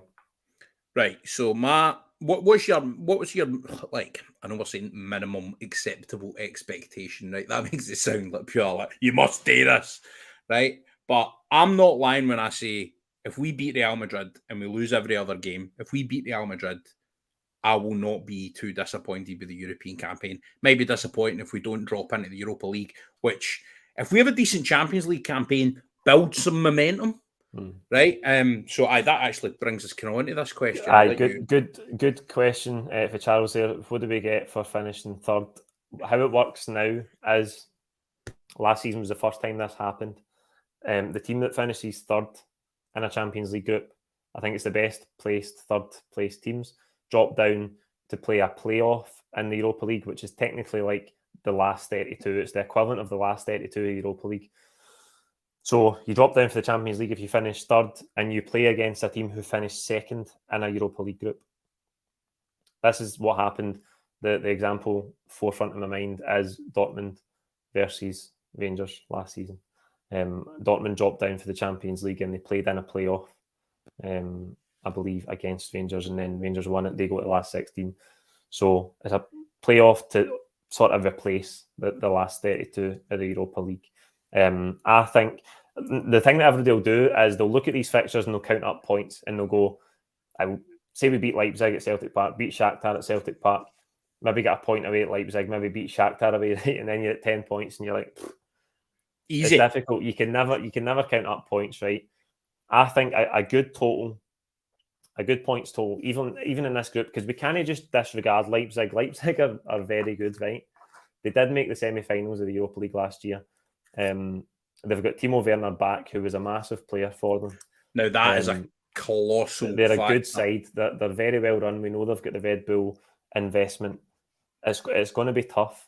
Yes, they're one of the weaker teams from Pot 2 because Pot 2 was so strong, but it's still going to be tough.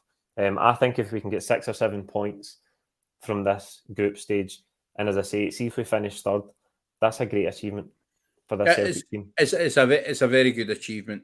That's the slight. And I'm not writing off. Now you can use words, right? Excellent, superfluous. Like, so you say great.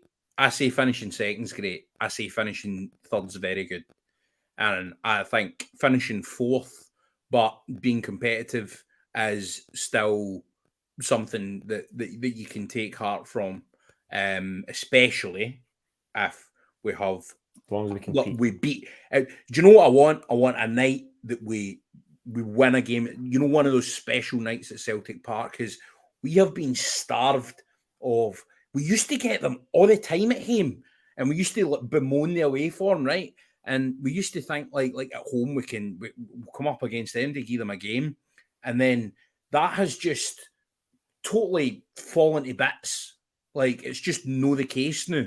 Like, you get the likes of that PSG game, which I mean, I could barely believe what I was watching when we were getting scudded like that at home. The Copenhagen game I was at as well, where you could tell when they scored, like, I think there was half an hour, 20 minutes, something like that to go, and it was like you knew at that point Celtic weren't going to win and weren't going to get through.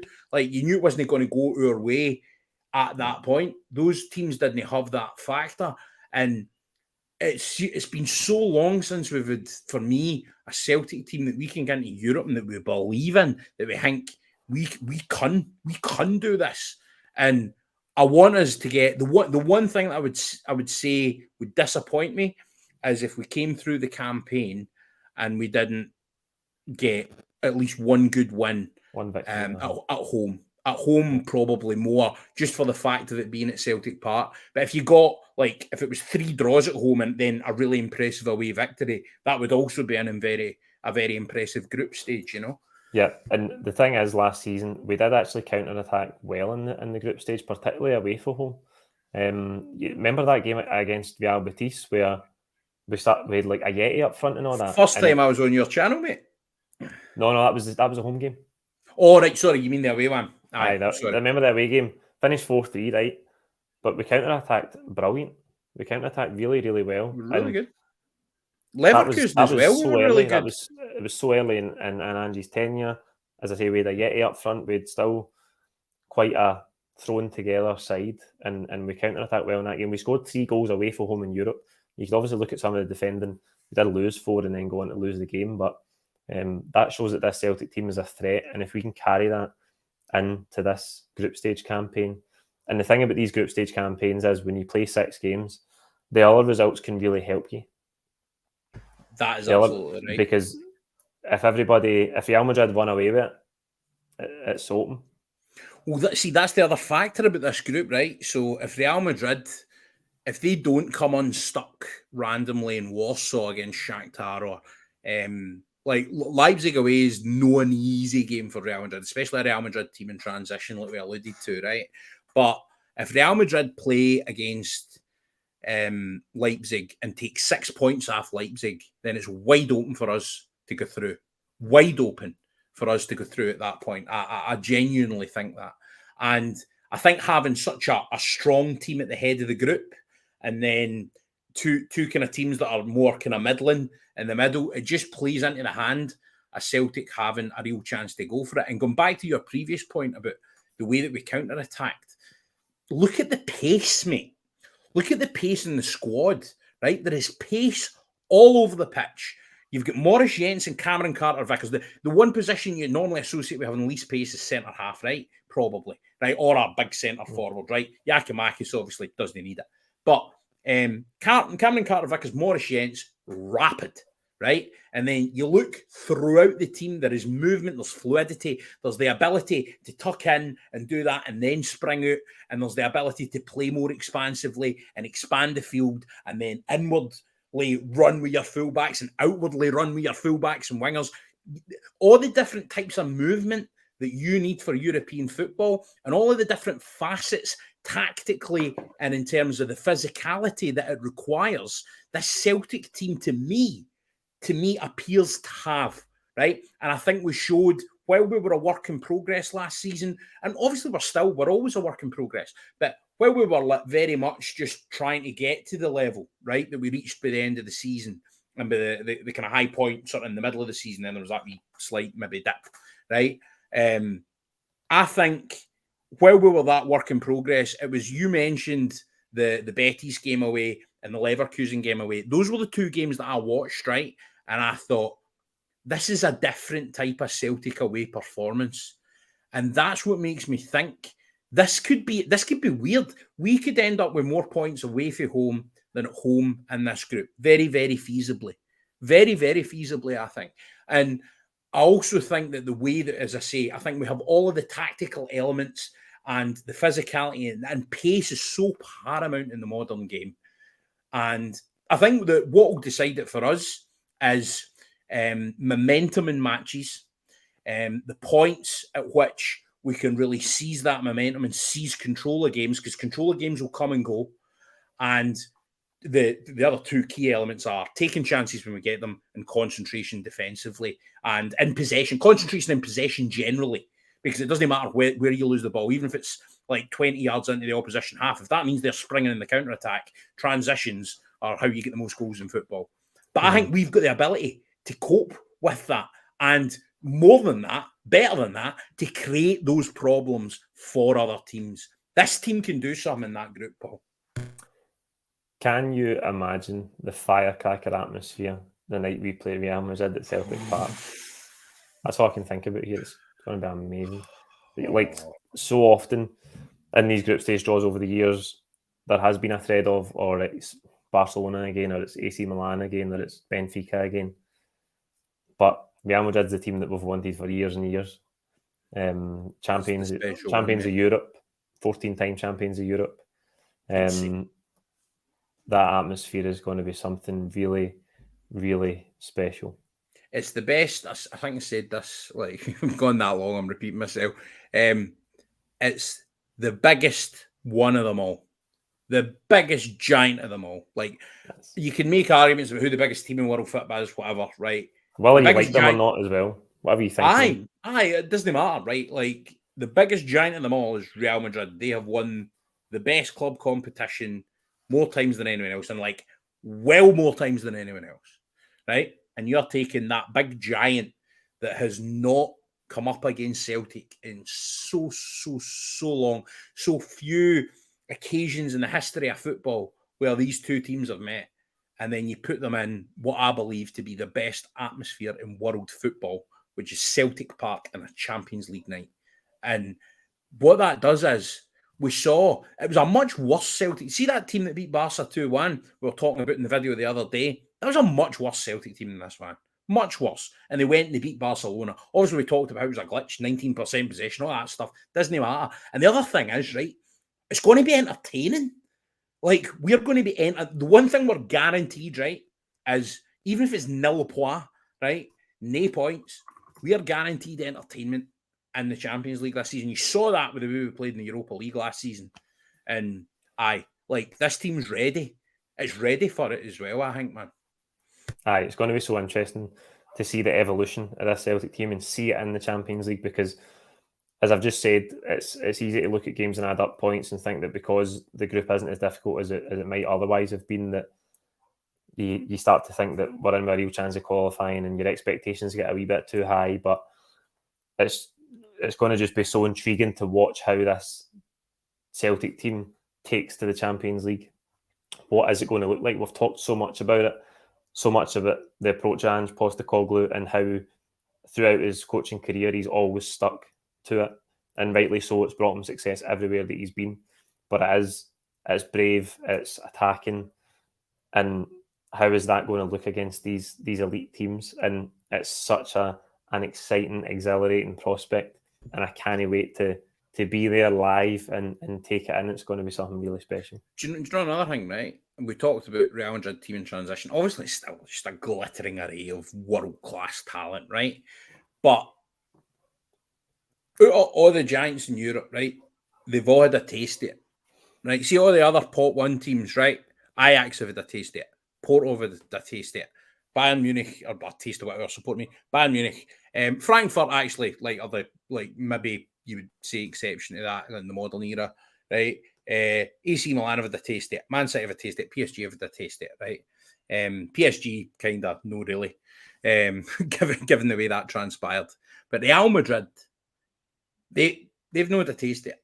They've not had a taste of that atmosphere. They've not had to come into that cauldron and beat that 12th man. And it's just another factor that gives me hope, mate. Like, do you know the big thing about these games is you just, as I said earlier on, you need things to collide. You need different factors to collide. So we need Real Madrid to stroll in there that night thinking that if they show up at 60%, they can stroll to victory.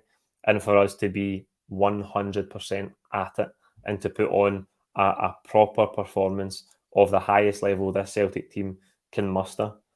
And if things happen in the right order, we get them in the back foot early doors, we win tackles, the crowd gets under their skin, we maybe get a goal in the game at the right time. Those are all the different factors you need to coincide to get a result against a team like that. Because the reality is you play that game 99 times out of 100 and you'll lose it. No, 90. Then you draw 5, you win 5. That's what I'm saying. But It's been a while since I don't know if you remember, it's been a while since we've seen Celtic in the Champions League, mate. Mate, I bet 99 out of 100. I'm going with. We've never seen them against Real Madrid, mate. That's the thing. This has never happened. Celtic in the Champions League as it is, the modern Champions League against Real Madrid has never happened. It has never happened. And what a prospect. See how you said about 100%. We need to be 100% on that level every night. Now, you can't account for maybe the odd mistake by a player or like dips in performance and that, right? But we've had nights, European nights at Celtic Park, where Celtic haven't been up for it. And for me, given the support that they get, there's no excuse for that, right? But I have absolutely not one bit of doubt in my body, right, that we will be ready. Ange will make sure that we are ready for this stage and for this occasion. Do you share that view? I'm sure we'll be ready. It's just about whether we can reach the level that we need to. And as I just said, so many factors, but there's so many factors just from Celtic's side of things. Like you've got 11 human beings that need to perform together coherently and raise their level from what they're used to week in and week out domestically. And we've seen challenges of that before. That is the big challenge. It's the big hurdle for any Celtic team. Can they raise their level from a weekend to a midweek, going from a league game to facing a team like Real Madrid? Have we ever been in a situation, but where Celtic have had a squad as deep as this to go into this situation? I can't remember a Celtic squad. Obviously, football in the days of the Lisbon Lions was very, very different. But modern era, Martin O'Neill relied on a core of 14 at most, 15 at a push, right? If you looked at Gordon Strachan, he had his favourites very much. Neil Lennon, much the same. I'm not even going to start talking Ronnie Dyler, really. But not to tarnish the titles that he delivered. Would have been better if it led to 10, but hey-ho. But I like... and I mean, even Brendan Rodgers, again, 15, 16, maybe that you would say you would throw into that stage. But Celtic have competition for places in every area of the pitch. I would be confident in most positions in the deputies to give of their best. Whether the best was of the level required, I'm not sure. Do I think Tony Ralston can necessarily handle Vinicius Jr.? Not really sure about that, right?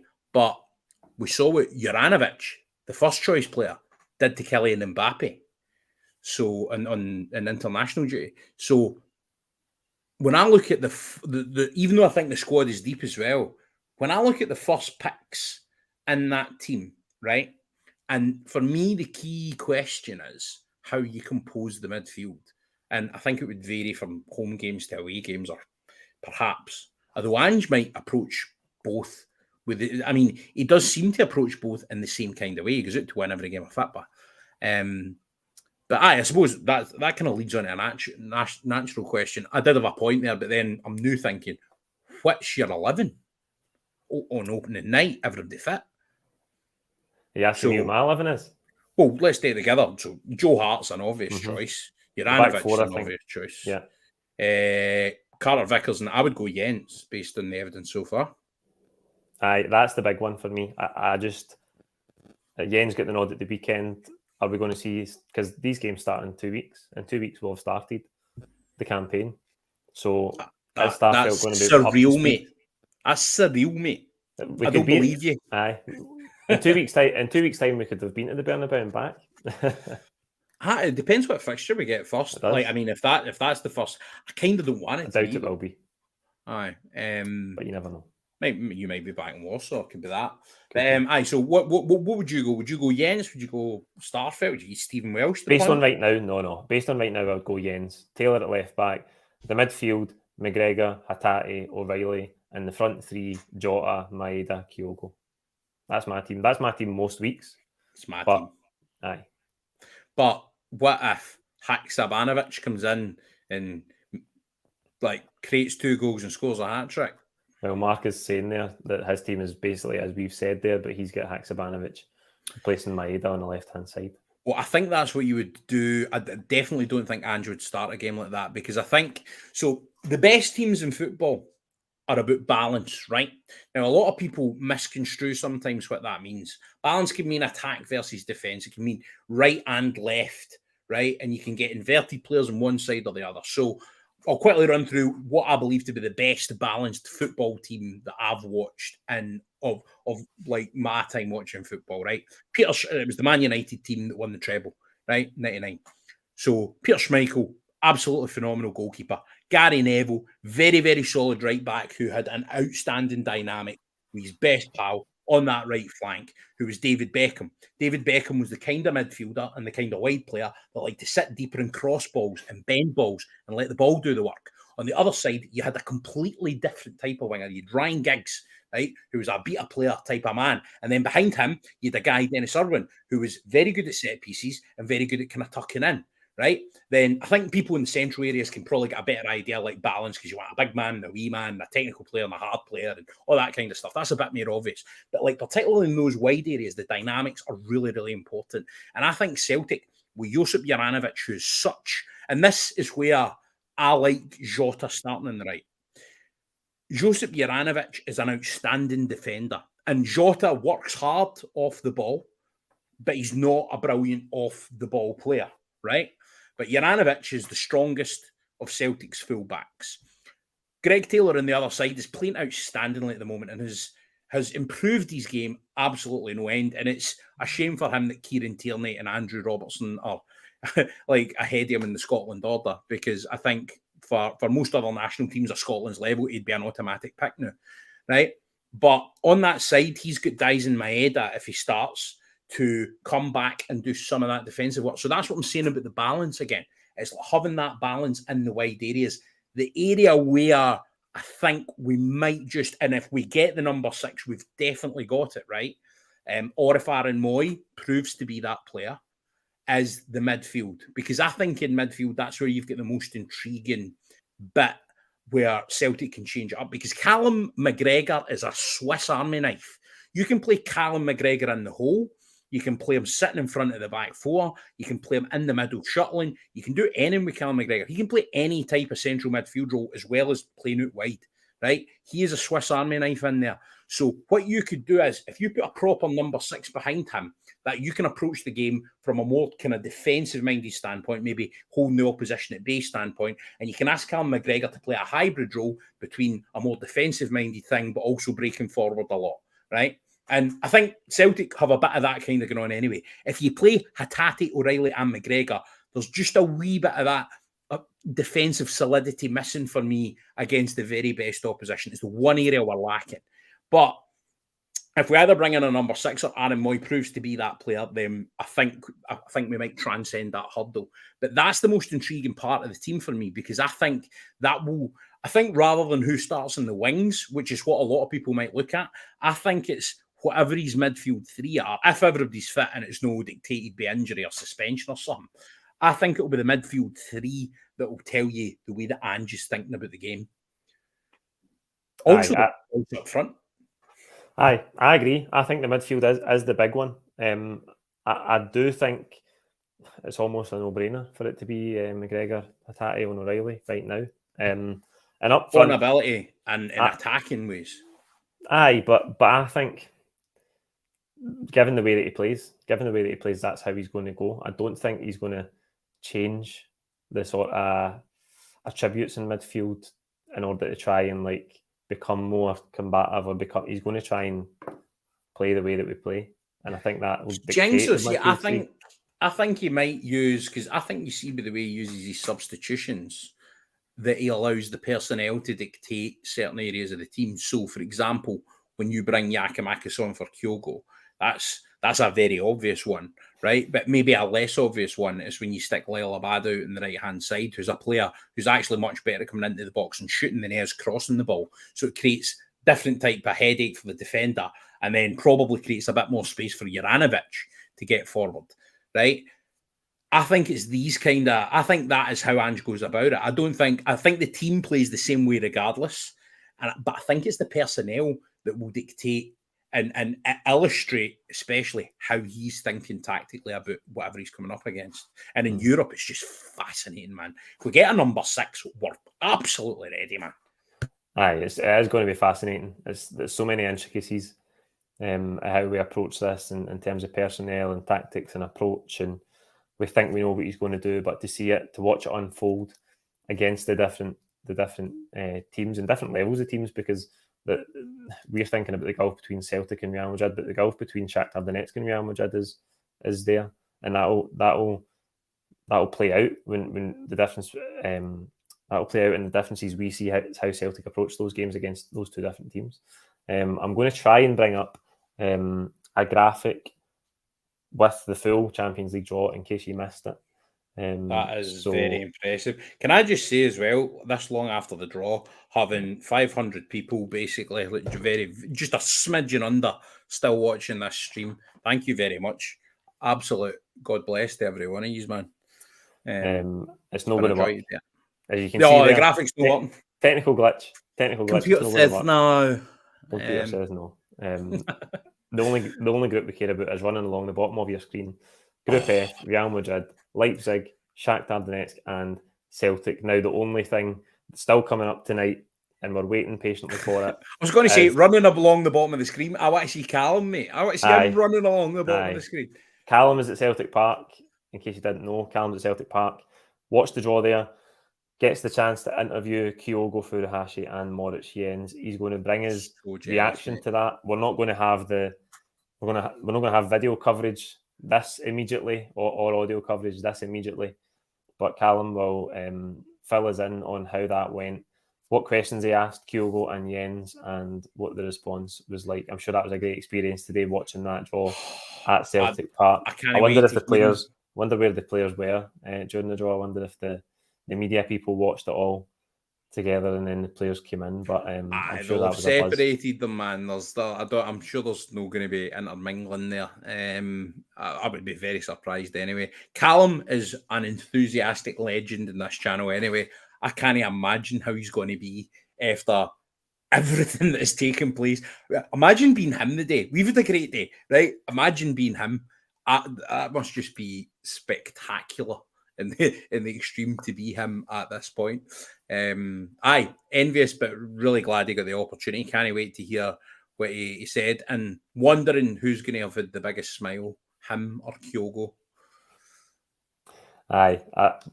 Still Kyogo, I think. Still Kyogo. Still Kyogo. Stuart, before we get Callum on, why don't we try and look at some of these squads? So we know the Real Madrid squad really well. Some absolute superstar players that you're looking forward to seeing at Celtic Park. We talked in the video we made yesterday about Champions League moments, iconic moments. We talked about the best opposition performance individually. We're going to get to see Luka Modric, Karim Benzema. Yeah. Oh, sorry. I was just going to say, just on that note, see if after this you're buzzing and you're like, I still want to do something, I still want to think about Celtic and stuff like that. Go watch that video, man. Like, I didn't think I was going to cop that the day for having had fun, because looking back at all the memories was proper emotional. It was absolutely cracking. So if you're looking like, if you're feeling that buzz and you've got nothing to fill it and you want something today, go watch that video, man, because it's class. Aye, absolutely. Really enjoyed talking through that. All the iconic moments, the heartbreaking moments, the goals, the celebrations. I'm just so excited to see what gets added to that this season. But in terms of Real Madrid coming to Celtic Park, Modric, Benzema, you name it, the superstars are there. And Luka Modric is a player that I absolutely love. I think he played. Oh, me too, mate. I think he played the pass that won the tournament last season because Real Madrid were heading out against Chelsea until he slapped that outside of the foot cross for Rodrigo to smash home, and they went on to progress because nothing was happening for them in the game, and Modric just unlocked the door with one of the best passes that I've ever seen.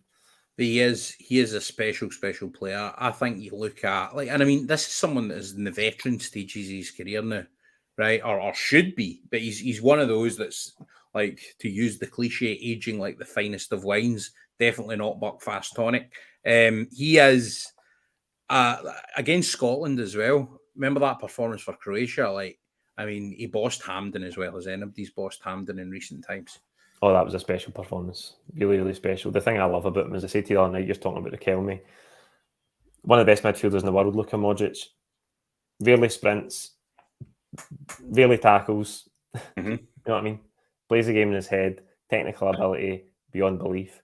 Going to be really, really special to see him at Celtic Park. In terms of Leipzig, we talked about Timo Werner being back. That's huge. Didn't work out for him at Chelsea, but he is a dangerous player, and we're going to have to keep tabs on him. And I think the thing is, right, like, especially after that Chelsea spell, he'll be very, very, very hungry to prove himself, or prove himself all over again. And he's going back into familiar surroundings.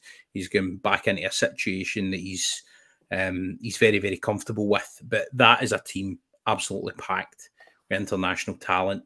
If you look at they get two very experienced Hungarians, their captain and vice captain anchoring it at the back. Petr Gulácsi, the goalkeeper, and then Willy Orban, who's had some really impressive performances for them internationally. Third Hungarian in the midfield, Dominik Szoboszlai, who is it's one of those, loads of people are highly rated young prospects, but when you reach a team of Leipzig's level, sometimes making that step, just one more step up, can be quite hard. But Szoboszlai is a very imaginative player. Dani Olmo is a really, really talented player for them. The Spaniard, Yusuf Poulsen, is an absolute force of nature for them. Sorry, on your screen, sorry, Stuart, to interrupt you, on your screen is the RB Leipzig team that lost 2-1 at Union Berlin at the weekend. Right, that's very helpful then. So I'm not sure what the situation is with Gulácsi. Need to catch up with that. But they've obviously got somebody else in goals at the moment. Goes without saying, we'll preview these teams as we get closer to these fixtures, but just wanted to get a quick feel for Leipzig, and we'll quickly look at Shakhtar as well before Callum joins us. Aye, so in there, watched Kevin Campbell play quite a bit. I remember him really impressed me the last time I watched him play against us, and I think he's a really, really tidy player. Konrad Laimer's really one of them, always moving, always creating problems. Looks like they're playing the same kind of system they played against Rangers last season, with the really wide players. You've got Olmo there. Heinrichs is a really talented player as well. Werner and Nkunku, loads of clubs across Europe are looking at Christopher Nkunku. That as a strike force is very, very meaty. Aye, absolutely. Nkunku, really talented player. 30-odd goals last season. Kind of disappointed in the two legs against Rangers in that semi-final. He did get a goal at Ibrox, but missed some big chances over that tie. But that is a squad. We know what the Red Bull clubs do. They sign players of a certain age, generally under 23, most of them. And they play in a really similar style as well. It is high energy. There's a lot of pace involved. I actually just read the book about Red Bull's venture into football recently, so I'll maybe have a flick back through that before we face Leipzig once again. But no, I think it's a dangerous team, isn't it? Absolutely. So they were from Pot 2. Obviously, the game at Celtic Park against them, we won it in the Europa League group stage when we faced them a few years back under Brendan Rodgers. That the home games are going to be massive for us in this campaign. We know that they always are. That's where we can try and get points on the board and harness the crowd and try and get at these teams. As I said about the Leipzig away game, I was over there for that Europa League game. Decent enough stadium, atmosphere was decent. The Celtic following was really, really good. I enjoyed the trip, but quite an industrial city, Leipzig. No great deal happening in it. Out with the football team, and actually, a lot of people who live in Leipzig are very resistant of. A lot of people in the entirety of German football detest. Like it kind of goes against. Like, I mean, it's almost quite contradictory because German football is dominated by one team, Bayern Munich, but they believe that their football model gives everyone a chance. And like, if you look at the kind of the type of teams that get relegated and are fighting relegation in certain seasons, it does show in German football the fluctuations are certainly there. I think with Leipzig as well, a few big names missing for the wee graphic that you brought up. They've got real options up front. And out in the wide areas. I mentioned Poulsen. He's been a force of nature. The Denmark striker, you might remember, played against He's been with them through the divisions, hasn't he? He has. And then you've got Emil Forsberg as well, another Scandinavian for Sweden, who for a long time was kind of like in the kind of post-Zlatan era. Then I think he came out of international retirement, but I think he was kind of seen as the talisman thereafter.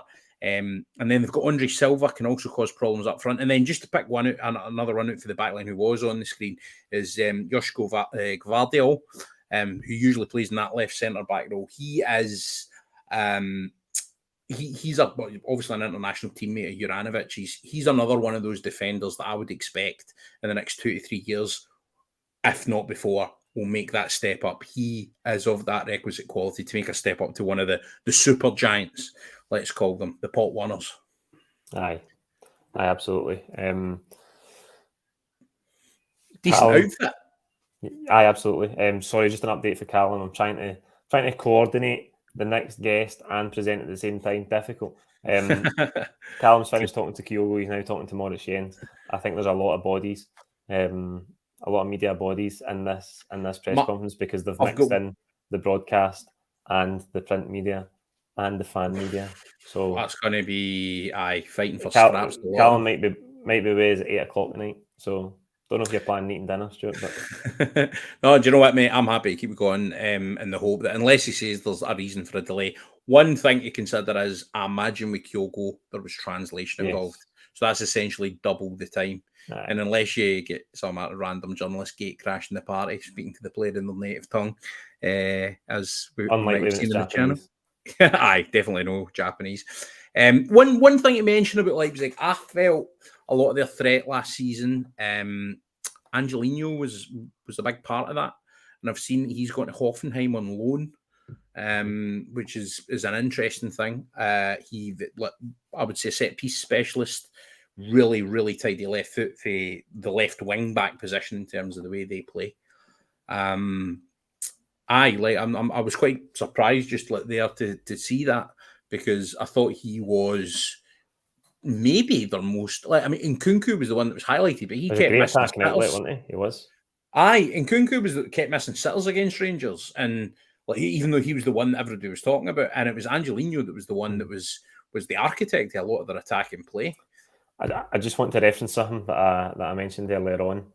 We did beat Shakhtar Donetsk in 2004-05, and it was Alan Thompson with a free I thought kick. It was the 0-0 game was the AC Milan game, because I said about McGeady playing well. It was amazing, but we didn't score. Aye, up against Colaccini. I remember that. Let's just look at some of the subs there, mate. Two red cards for Shakhtar that night, if you remember. So there's the Celtic lineup. Celtic lineup: Marshall, Agat, Varga, Valharin, McNamara, McGeady, Petrov, Lennon, Thompson, Hartson, and Henri Camara. Anatoly Timoshuk sent off for Shakhtar, and he was their best player. Most people would identified him as the man for them. So that probably had a bearing. But you look at that game, and it tells you a bit about that kind of era, because I don't think we're going to see the type of game where it's like it kind of goes in that fashion where it's a kind of 1-0. I know the shots on target there, it's 6 on target, 6 off target. Mm-hmm. a few of them could be dribbling shots into the goalkeeper's hands and ones that blaze far wide. You know, it doesn't necessarily mean that you've been peppering them. And then you look at the likes of Craig Beattie coming off the bench, and it's just funny how football does that. It's like players of, and this is no harm to Craig Beattie, well done, had like a really successful career, like fantastic professional footballer, much better than most of us will ever be or could ever hope to be. But like you've got then the likes of him and the biggest stage in the world. Because I mean, I think it's fair to say he's probably not one of the most talented players that Celtic have had come through that academy. And he didn't make the cut for names that I mentioned the other day, youngsters that made the grade in the video, you know. David Marshall certainly did, and another clean sheet for him in that game. I'm starting flipping the laptop now, mate. It's all gone bananas. We've got an update on the fixtures, when the fixtures are likely to be announced. So the full match calendar for 22-23 Champions League could be released later on Friday, following the conclusion of the Europa League and Europa Conference League draw. So that's obviously, again, it probably has permutations, like different teams and from the same country playing on the same weeks and different stuff like that, even though there is obviously Europa League games tend to happen on a Thursday, but there's obviously permutations there where they want to wait until they've done the Europa League draw as well before 100% confirming the fixture schedule for the Champions League draw. I think goes without saying we're all buzzing for that. Here's a question, right? How many Celtic supporters do you think are going to travel to Madrid?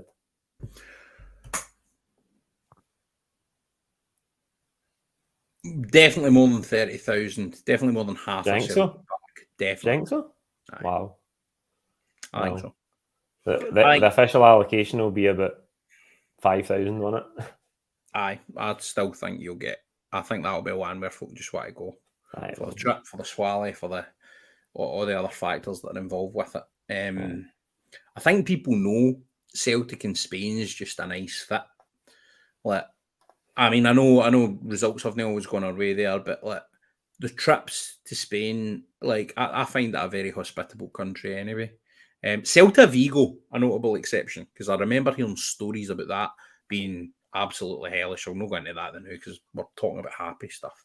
But with that as a notable exception, I think most of the trips to Spain for Celtic have been really, really positive, like, at least in my lifetime. And the opportunity, I've been lucky enough to spend a bit of time in Madrid. It's an amazing city. I've driven by the Bernabeu, but didn't get in it. Taxi driver was trying to screw my mom for like a few more euros. We're going, oh, do you want to see the fit stadiums, wee man? And I'm like, come with, mum, come with. Aye, and he was successful with his endeavour. But aye, like it's foreboding from the outside, and on the inside, it's I'm struggling to put any words. It's maybe my job sometimes. How it's making me feel, mate. Like, I'm really, really, really excited. I hope I get a ticket, but if I don't get a ticket, I'm going. Aye, that's the trip everybody will go on, isn't it? That is the one everyone will go on. I mean, though, you're doing your bit as the ambassador for the Polish Tourist Board as well, with Warsaw and Shakhtar. Absolutely. I'll try and see if I can find out while we're on here what stadium Shakhtar are going to play their games in. But as I say, I was in Poland a few weeks back and it was brilliant. A great city, great place to eat, drink, really modernising Warsaw as well. It's really modernised. Spoke to a few people there, a few Polish people who can't believe the difference in the city in the last 5 or 10 years. And still, I know I joked earlier on about Milan, London and Salzburg, still really affordable. Like in terms of somebody that you travel to, like just a great place to go. I loved it. The weather was amazing as well. So depending when the fixture lands, the weather might be quite good. I was there middle of July, towards the end of July. It was like 33 degrees. It was amazing. So that will be a good trip. And even the flights out to Poland, although they will be more expensive when they realise that Celtic are playing an extra buck. But it was a great trip. So I'd recommend it if you want to go and see.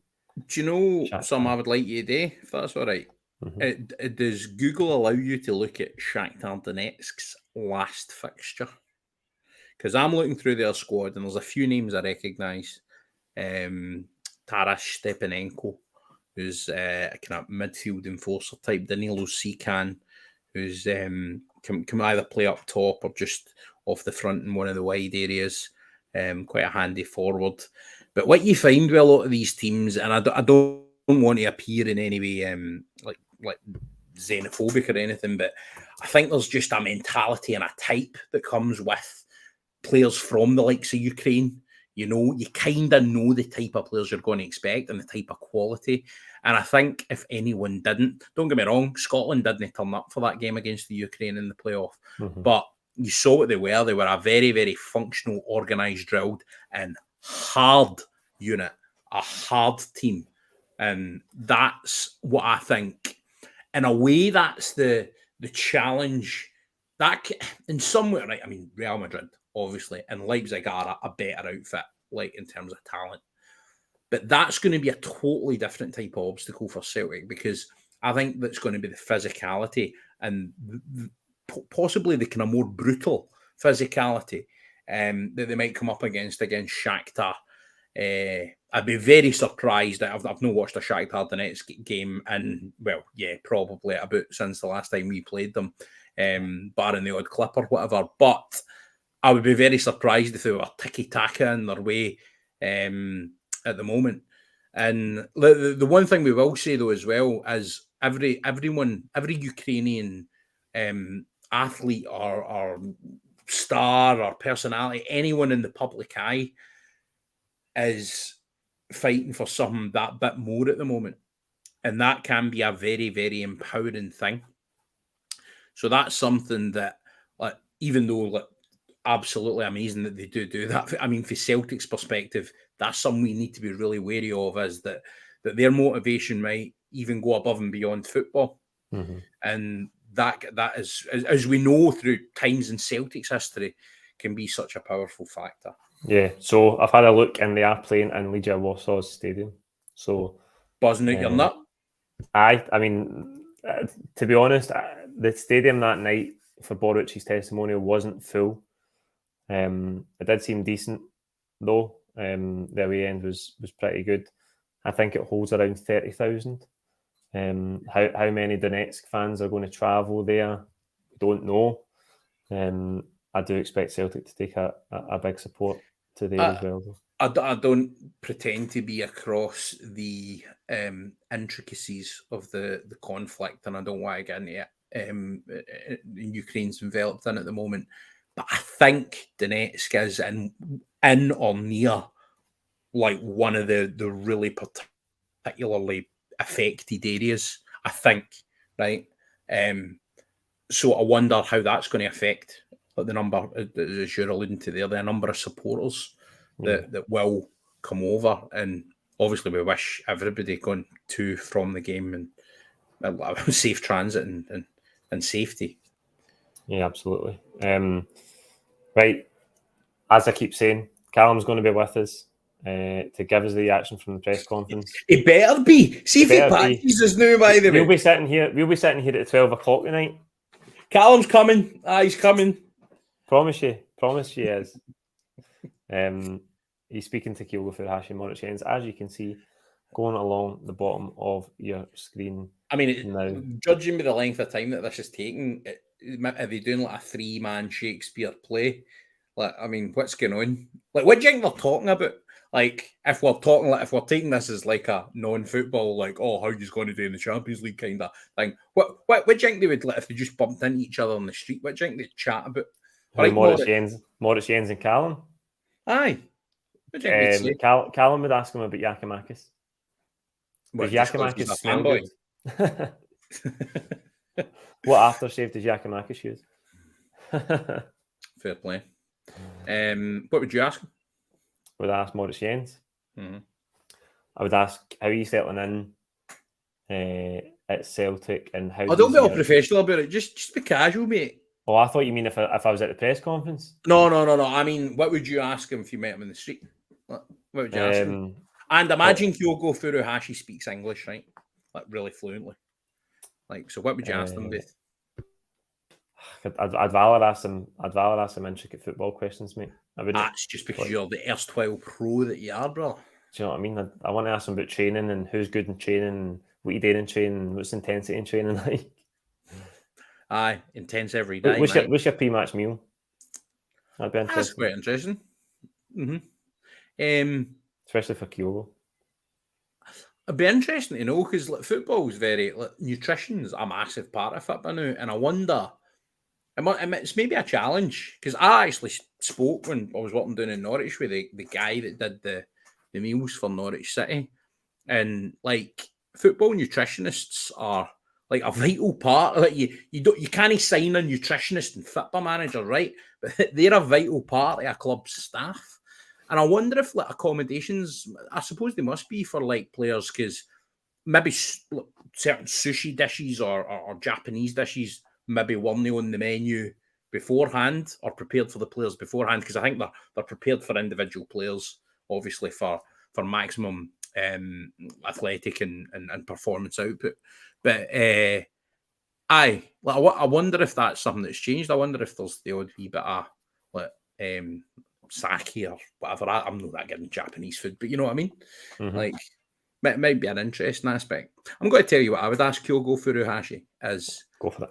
How are you making the haircut that my mum and every mum that I knew in my wee village, West Kilbride in the west of Scotland, afflicted every wee boy with that hairdo when we were wee boys, and it looked absolutely terrible. How are you making that haircut look so good? Right? And I know that's a very sycophantic question, but genuinely, like, how are you styling that, mate? Like that's what incredible, isn't it? It's some achievement, mate. It's some achievement. And then Morris Yents, see, I always go back to the oh board, won't you buy me a Morris Yents thing? I don't understand that reference, mate. Can you explain it for me? There's a song, oh Lord, won't you buy me a Mercedes Benz, right? Oh, right, okay. That's not a very good thing yet. But I did it on a Twitter space when he scored his outrageous goal against Kelly, because obviously I'm just Alan Partridge, but fat. But I know, I don't know. I'd be interested in what kind of motors they drive. Morris Yents. I think Kyogo drives a Merc AMG coupe. Is that like, are you providing that as actual info? I'm not providing it as info. Speculating. But I've just seen a picture of him in his car, and I think that's what I think that's the motor it looks like. That's good. I'm not a petrol head. I like the idea that somebody doesn't drive a pure Beltray motor. See somebody that turns up, because I know there was that thing years ago about N'Golo Kante, and it wasn't a Skoda, but it was a motor like a Skoda. It was a Mini. Right?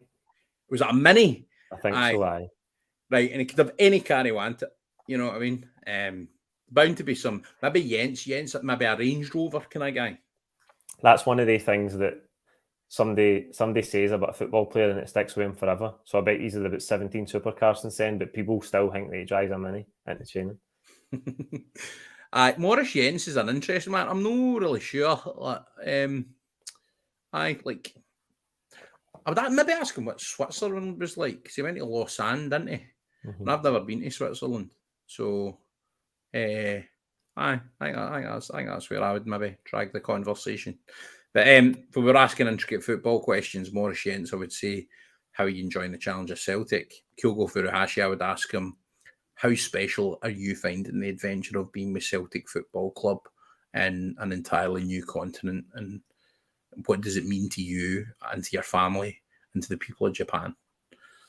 What does it mean to you, your family, and the people of Japan that you are the subject of the Celtic Fans TV studio mural? Can you tilt your device so we can see his face, or is that a major operation? It's a major operation. Oh, right, don't risk it because we don't want it off on it. But there's that haircut. Look at it. Right, well, good news. Callum's ready. Callum is here. He's ready to join us. He's going to jump in and give us the reaction from the press conference, and then we can round up. We've been in air for 2.5 hours, by the way. I don't know professional broadcasters anywhere that do 2.5 hours without a break. Do you know? That's a in your good point. industry? Aye, because like Jeff Stelling will give it 40 seconds. You can count them. He's always got his wee 40 seconds. And do you know what? Do you know the worst bit about this, right? And I don't know what you're sensing, but the one bit of this that's now causing me pain is my behind posterior is getting very numb because like I keep shifting in my chair, right? But it's like I'm no comfy now. I want to go and stone up for a wee while. But aye. We've been here through dinner time, mate. I've only ate for 12 o'clock today. Aye. I'm But the good news is Callum's going to be with us very shortly, and then we can get a wee discussion with him and we'll round up. We'll let you go. We are down to 390 viewers now, so thank you for sticking with us. 390 viewers is good, mate. I put up videos like for my Norwich stuff. We were up to 1,000 at one point in the stream, so I'm just giving context that the 300 people still here are absolute legends. Cheers for putting up with us. Hardcore legends. Right, I asked you earlier on if you could find a Shakhtar team. Have you succeeded in that endeavour? A current Shakhtar team? Yeah, so like their most recent team, just to see what it looked like and see if we can give anything about any of the players. Also, slightly interesting dynamic there is, and I mean, I don't want to bring any of the diplomatic elements into this, but Rubin Kazan, Ukraine, similar regions of the world. Haksabanovic maybe feels like he's got a point to prove in terms of to pundits or fans or whatever in that side of the world. So could that be one of the games that he maybe makes a big impact? Possibly. Right, I have a quick look at a Shakhtar team here, and then we should be ready for Callum. I think this is from a friendly game that they played the other day. It was 0-0. There's not too many household names on it. Stepanenko as the captain. Mm-hmm. Lucas Taylor at left back is Brazilian. I find it brilliant that you've got all these sovs and then just Taylor. Am I right? Am I right in saying that Mikhailichenko at right back could be the son of Mikhailichenko off of 90s Rangers? Or 80s Rangers? It does There's not. A question for you. There is a question. I'm having a quick look on that website you look on for the first answer to every question because like really, really detailed journalism.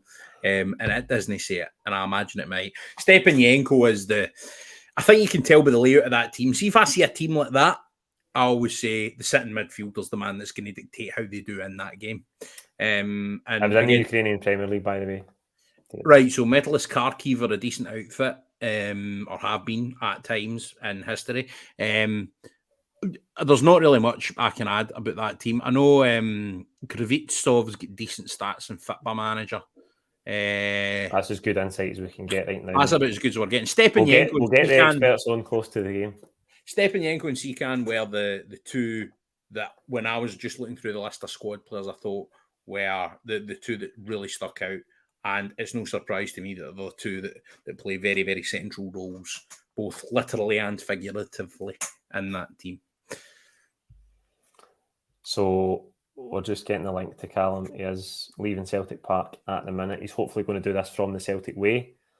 Although I don't want to promise too much because he could just do it for his motor and then he's a lot be disappointed. So no, well that's fine. Maybe he can rally his motor up the Celtic way. Oh no, they've got bollards, don't they? In celebration. By the way, I'm not saying that is a sensible thing to do, ladies and gentlemen, boys and girls. How good's this been? Do you know what I'm going to do quickly, right? Because I went. I've got to get my bookies pad out again, right? Yeah. Group A: Ajax, Liverpool, Napoli, Rangers. Group B: Porto, Atletico Madrid, Bayer Leverkusen, Club Brugge. Group C: Bayern Munich, Barcelona, Internazionale, and Victoria Plzen. Group D: Eintracht Frankfurt, Tottenham Hotspur, Sporting Lisbon, Olympique Marseille. Group E: AC Milan, Chelsea, Salzburg, Dynamo Zagreb. Going to skip Group F just for a wee minute. Right. Group G: Manchester City, Sevilla, Borussia Dortmund, FC Copenhagen. Group H: Paris Saint-Germain, Juventus, Benfica, Maccabi Haifa. Group F: Real Madrid, 14-time champions of Europe, Rasenballsport Leipzig, Shakhtar Donetsk, and somebody else. Has any other team in that group ever been champions of Europe? Oh, I wonder. Oh, aye. Once upon a time, mate. Once upon a time. In the heat of Lisbon. And by the way, they will go there in their thousands again to Madrid. I wish that actually, do you know what? Seeing the trip to Madrid, I might go to Lisbon or not. I might try and allocate a bit of extra time. And then, because I've never been to Lisbon. And it kind of makes sense. Do you know what I mean? Mm-hmm. Like either before, like if you arrive early, you could go a day or two before the game, or extend your stay and then go after. But it's obviously it's not too hard to reach, you know. Yeah. On the same Iberian Peninsula. I'm just putting out words now, mate, because I'm getting that tired. We've reached that stage. We have reached that stage. I did not expect to be saying Iberian Peninsula today. No, I didn't expect to be hearing it. So before we get Callum on, right, here's a question to keep us going. Who do you fancy to win the Champions League this season? Oh. In all sincerity, I know we want to say Celtic. Do you know what? Chance that'll happen, but it's going to be. Who's it going to be? It's going to be Man City or PSG because it's about time one of them got it, and I don't want either of them to do it. For kind of the same and kind of different reasons. If I was to choose, like the lesser of two evils is definitely Man City, but I think it's going to be one of the two, and I'm not looking forward to it. So let's just focus on the Celtic. But also, we get any questions coming in the comments? You'd a wee gander because I feel that the hardy souls that have stuck with us deserve us to answer some of their questions before Callum comes running across the bottom of the screen. I actually don't want him to join us in the wee windies. I want to actually animate him running across. Then he's to come up at the bottom. Right, get your questions in if you're still with us. Get your questions in before Callum joins us. I promise you, people are just going to start thinking, listen, he's not coming. Mate, 368 folk are watching it, is the numbers I'm looking at, right? Also, below that, you have the iconic Champions League moments video. We had 1,000 people at one point watching that. That Champions League moments video is another one that you can watch. Good one, Rab. Great question. What group are you glad we avoided? I think it goes without saying for me that it's Group C with Bayern Munich, Barcelona, and Inter Milan. Victoria Pilsen got that. I got that one. Nope. Disagree. No? Nah, Group H, PSG, Juventus, and Benfica. But in terms of difficulty, it was C. It was C for me. See, I know you're grading it on that, but I think it's a weaker Barca team than you rate it for, and I think Inter Milan are. I'm no sure how strong they are at this exact point in time. Whereas I think PSG and Juve are guaranteed to be big hitters. Stuart, good. Well, I'm glad you asked it, but obviously Rangers group is harder than ours, I think. Aye, marginally.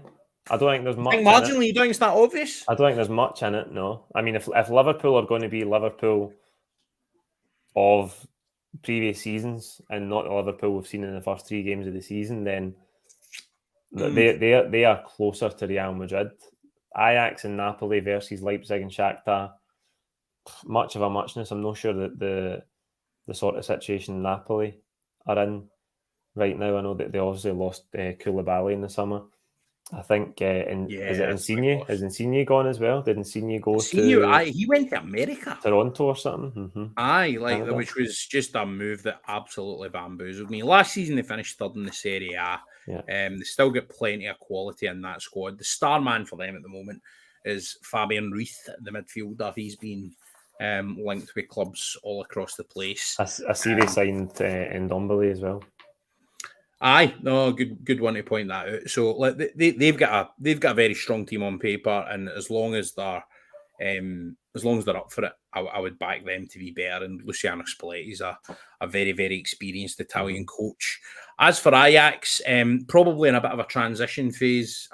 Did the line earlier, Izzy Schroeder about the guy that's replaced Ten Hag, because that's his surname. I just think the Calvin Bassey, it feels like that group hinges on something today with Calvin Bassey, like whether they get third or not. I don't think they go through that group. I don't think they go through that. Quickly, here we go. He's finally here. Going to bring him in. See how it went. Callum, what's happening, mate? Can you hear us? No. How are we all? Sorry, my mic was on. Right there, how are we? Good, man. How are you? How did it go? I liked it. Buzzing, mate. What an experience. Just, mate, you've known me, Paul, and how much we've spoke about Real Madrid, and mate, the whole place just like nearly erupted as soon as I was sitting there going, Group F, just under my breath. Group F comes out and nearly touched the ceiling, man. Amazing. Brilliant, man. Brilliant. And how did it go? Were all the media people watching the draw together? Yeah, so we're just sitting at two different tables, the fan media and then also the normal mainstream media, sitting waiting to see also who we drew. And there were some groups that we definitely did not want. Teams like Bayern Munich, Barcelona, and Milan. Oh. I mean, stay away from that group. That was the first one we said. Second one was Paris Saint-Germain and Juventus. Aye. We've just said they too. I know. Yeah, I did not want any ties. So everyone's sitting there and watching it. And some of the ties were coming out and you think, I fancy them. I fancy some of those teams. And then all of a sudden you come into the other group and it's Group F. As soon as it was drawn and you realise, bang, Real Madrid. And then you start to think, who are the other teams that we actually got? I can't really remember. And then you're getting Leipzig. They aren't a great side, let's be honest. Leipzig are not a great side. We watched them against Rangers. They're not anything special. Celtic do not need to fear them at all. Oh, definitely beatable. And then obviously with Shakhtar and what's going on in Ukraine, that game's going to get played in the stadium that you went to, Warsaw. Right in saying that? Brilliant, mate. What a buzz. Mate, some amazing trips in there. Amazing trips in there. By buzzing, spoke obviously to a couple of the players as well. And they were buzzing as well, mate. So, mate, honestly. Tell us who you spoke to, mate, and tell us how it went. What did you ask them? What did they answer? So I spoke to Kyogo and I spoke to Maurice Jens as well. Two of them looked buzzing. Two of them looked absolutely buzzing. Also spoke to Kyogo, just said to him, how do you feel that our chances are within the group? I know it's just been drawn. Real Madrid's obviously the superstar name in there. They're the biggest club in the world. What do you think our chances are of maybe getting out the group stages and progressing? Same with Maurice Jens, a little on the lines where what do you think our chances are with the groups as well? But also what do you think about coming up against Karim Benzema? Obviously, get a bit of competition for centre back now. So obviously, how do you feel coming up against somebody like that? Mate, buzzing, absolutely buzzing. I cannot wait already. Oh, mate, I know I'm absolutely over the moon, mate. It's going to be such a brilliant journey. The 6 games, all 3 trips are good. I've been to Leipzig before. I was just saying before you come on, Callum, been to Leipzig for the Europa League away trip. Was good enough. Warsaw, love it. And Madrid, you couldn't ask for anything better. Right, Stuart, unless you've got any questions for Callum. I just wanted to ask, mate, right, so I joked earlier on about who'd have the biggest smile at you and Kyogo Furuhashi, and I would probably put that even to energy levels, mate. I bet you could employ that high press with the buzz you've got in you now, man. But, like, what was it like being in that situation is my kind of thing. So, like, and I'm also quite interested, see how obviously the fan media, right, they're going to react like with real gusto. See, like, the kind of other half of the kind of mainstream press, if you like, how did they react? Were they like properly energized as well, or were they like trying to be a bit more reserved, or like, was there a tangible difference? And what was the vibe like in the room? So I actually know 2 people in the press. I know them outside of obviously their jobs. I know what teams they support. So some people were maybe happier than other people in the room. Indeed. They were all kind of reserved. They kind of went, oh, as soon as Real Madrid in that Group F, and as soon as we went in there, it was like, ho, you've got the big boys, you've got the biggest team that you can get. But then it was straight back down to the laptop, starting to write down everything. Kind of professional. Just to be there with also the other people that are covering Celtic, it's like the fan media as well. Everybody was hoping for Real Madrid. We all wanted Real. Everybody's wanted Madrid. Callum McGregor spoke about Real Madrid. There's just that feeling and that vibe. I mean, they just won the Champions League last year. So to have the reigning European champions come to our house, mate, what a night it's going to be. See, as soon as that Champions League anthem, you're not going to hear a thing. Honestly, it's going to be the best in the world. Nobody will come close to that. Not even I've seen Rangers at Liverpool. It's not as big a tie as Celtic, Real Madrid. You're talking about the people that have won this 13 times. 14. Nobody comes close to that club. 14, sorry, 14, they've just won it there again. So when you consider that stature, and the rest of the group as well is it's winnable. It's maybe I don't know if I'm just buzzing. I don't know. But you're right, mate. It's winnable. I definitely think it's winnable. As I said and touched on it, Leipzig are a team that are they're in a little bit of transition. Obviously, they're signing a Timo Werner that makes them a bit stronger, but I still don't feel them as a team. Celtic and their style can definitely take it to a team like Leipzig. Shakhtar Donetsk, I'm going to be honest, I don't know too much about them. I don't know what position they're in. How many players have they lost due to the stuff that's going on in Ukraine, etc.? How many people can they attract to that type of club? I don't know what state that the club's in, but I would still fancy my chances against Shakhtar, even on their good days. Now, I know they can get some good Brazilians in, and they've had players like Douglas Costa that have been there, and Willian in the past, but I don't think they attract that type of player anymore. I don't think they were the type of team that they once were when we played them, when Brandao scored against Artur Boric at Parkhead when we won 2-1. So I fancy my chances to get out of the group. I would realistically think that we should be getting to the last 16. And I know it's a lot of pressure, but it's going to be between us and Leipzig, I really think. And I just don't think Leipzig are a great side. I watched them against Rangers. I didn't feel them. I think you're definitely right, not to be fair, mate. I actually think it's a kind of weird one. I was saying just like not to repeat stuff we've said on the stream too much, but I think the challenge is going to be physicality with Shakhtar. I think they're going to provide a different kind of challenge because I think they're going to be quite hard and play quite maybe a bit rougher. You know what I mean? And I think but another interesting factor is we could feasibly have more supporters at the away game than them, maybe. Like, you know what I mean? Because of the particulars of that situation. So that's like a total intangible that just kind of throws the group up in the air.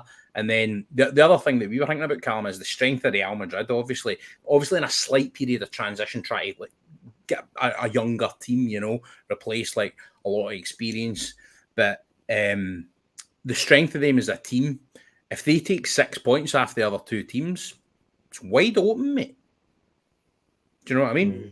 Well, so I don't know if you have touched on it, but obviously you look at Real Madrid, they have a tendency to lose the odd game here or there in the group stages. If you look at the likes of, was it FC Sheriff that beat them 2-1 in last season's group stage? Yeah. So coming to Celtic Park is going to be a different ball game. But yeah, I'm buzzing about it. We've talked about it a lot, Paul, and we finally got it. Aye, what a buzz! Right, I'm so happy for you, mate. It's been a 3-hour marathon live stream here. We got what we wanted. Celtic have joined Real Madrid in the Champions League group stage, and we're in there along with RB Leipzig and Shakhtar Donetsk as well. If you've been with us throughout the majority or all of this stream, thank you very much. We had brilliant numbers throughout. Thank you for sticking with us. Bring on Champions League Group F. We'll see you at the weekend as we build up towards Celtic's game at Tannadice. Thanks for watching.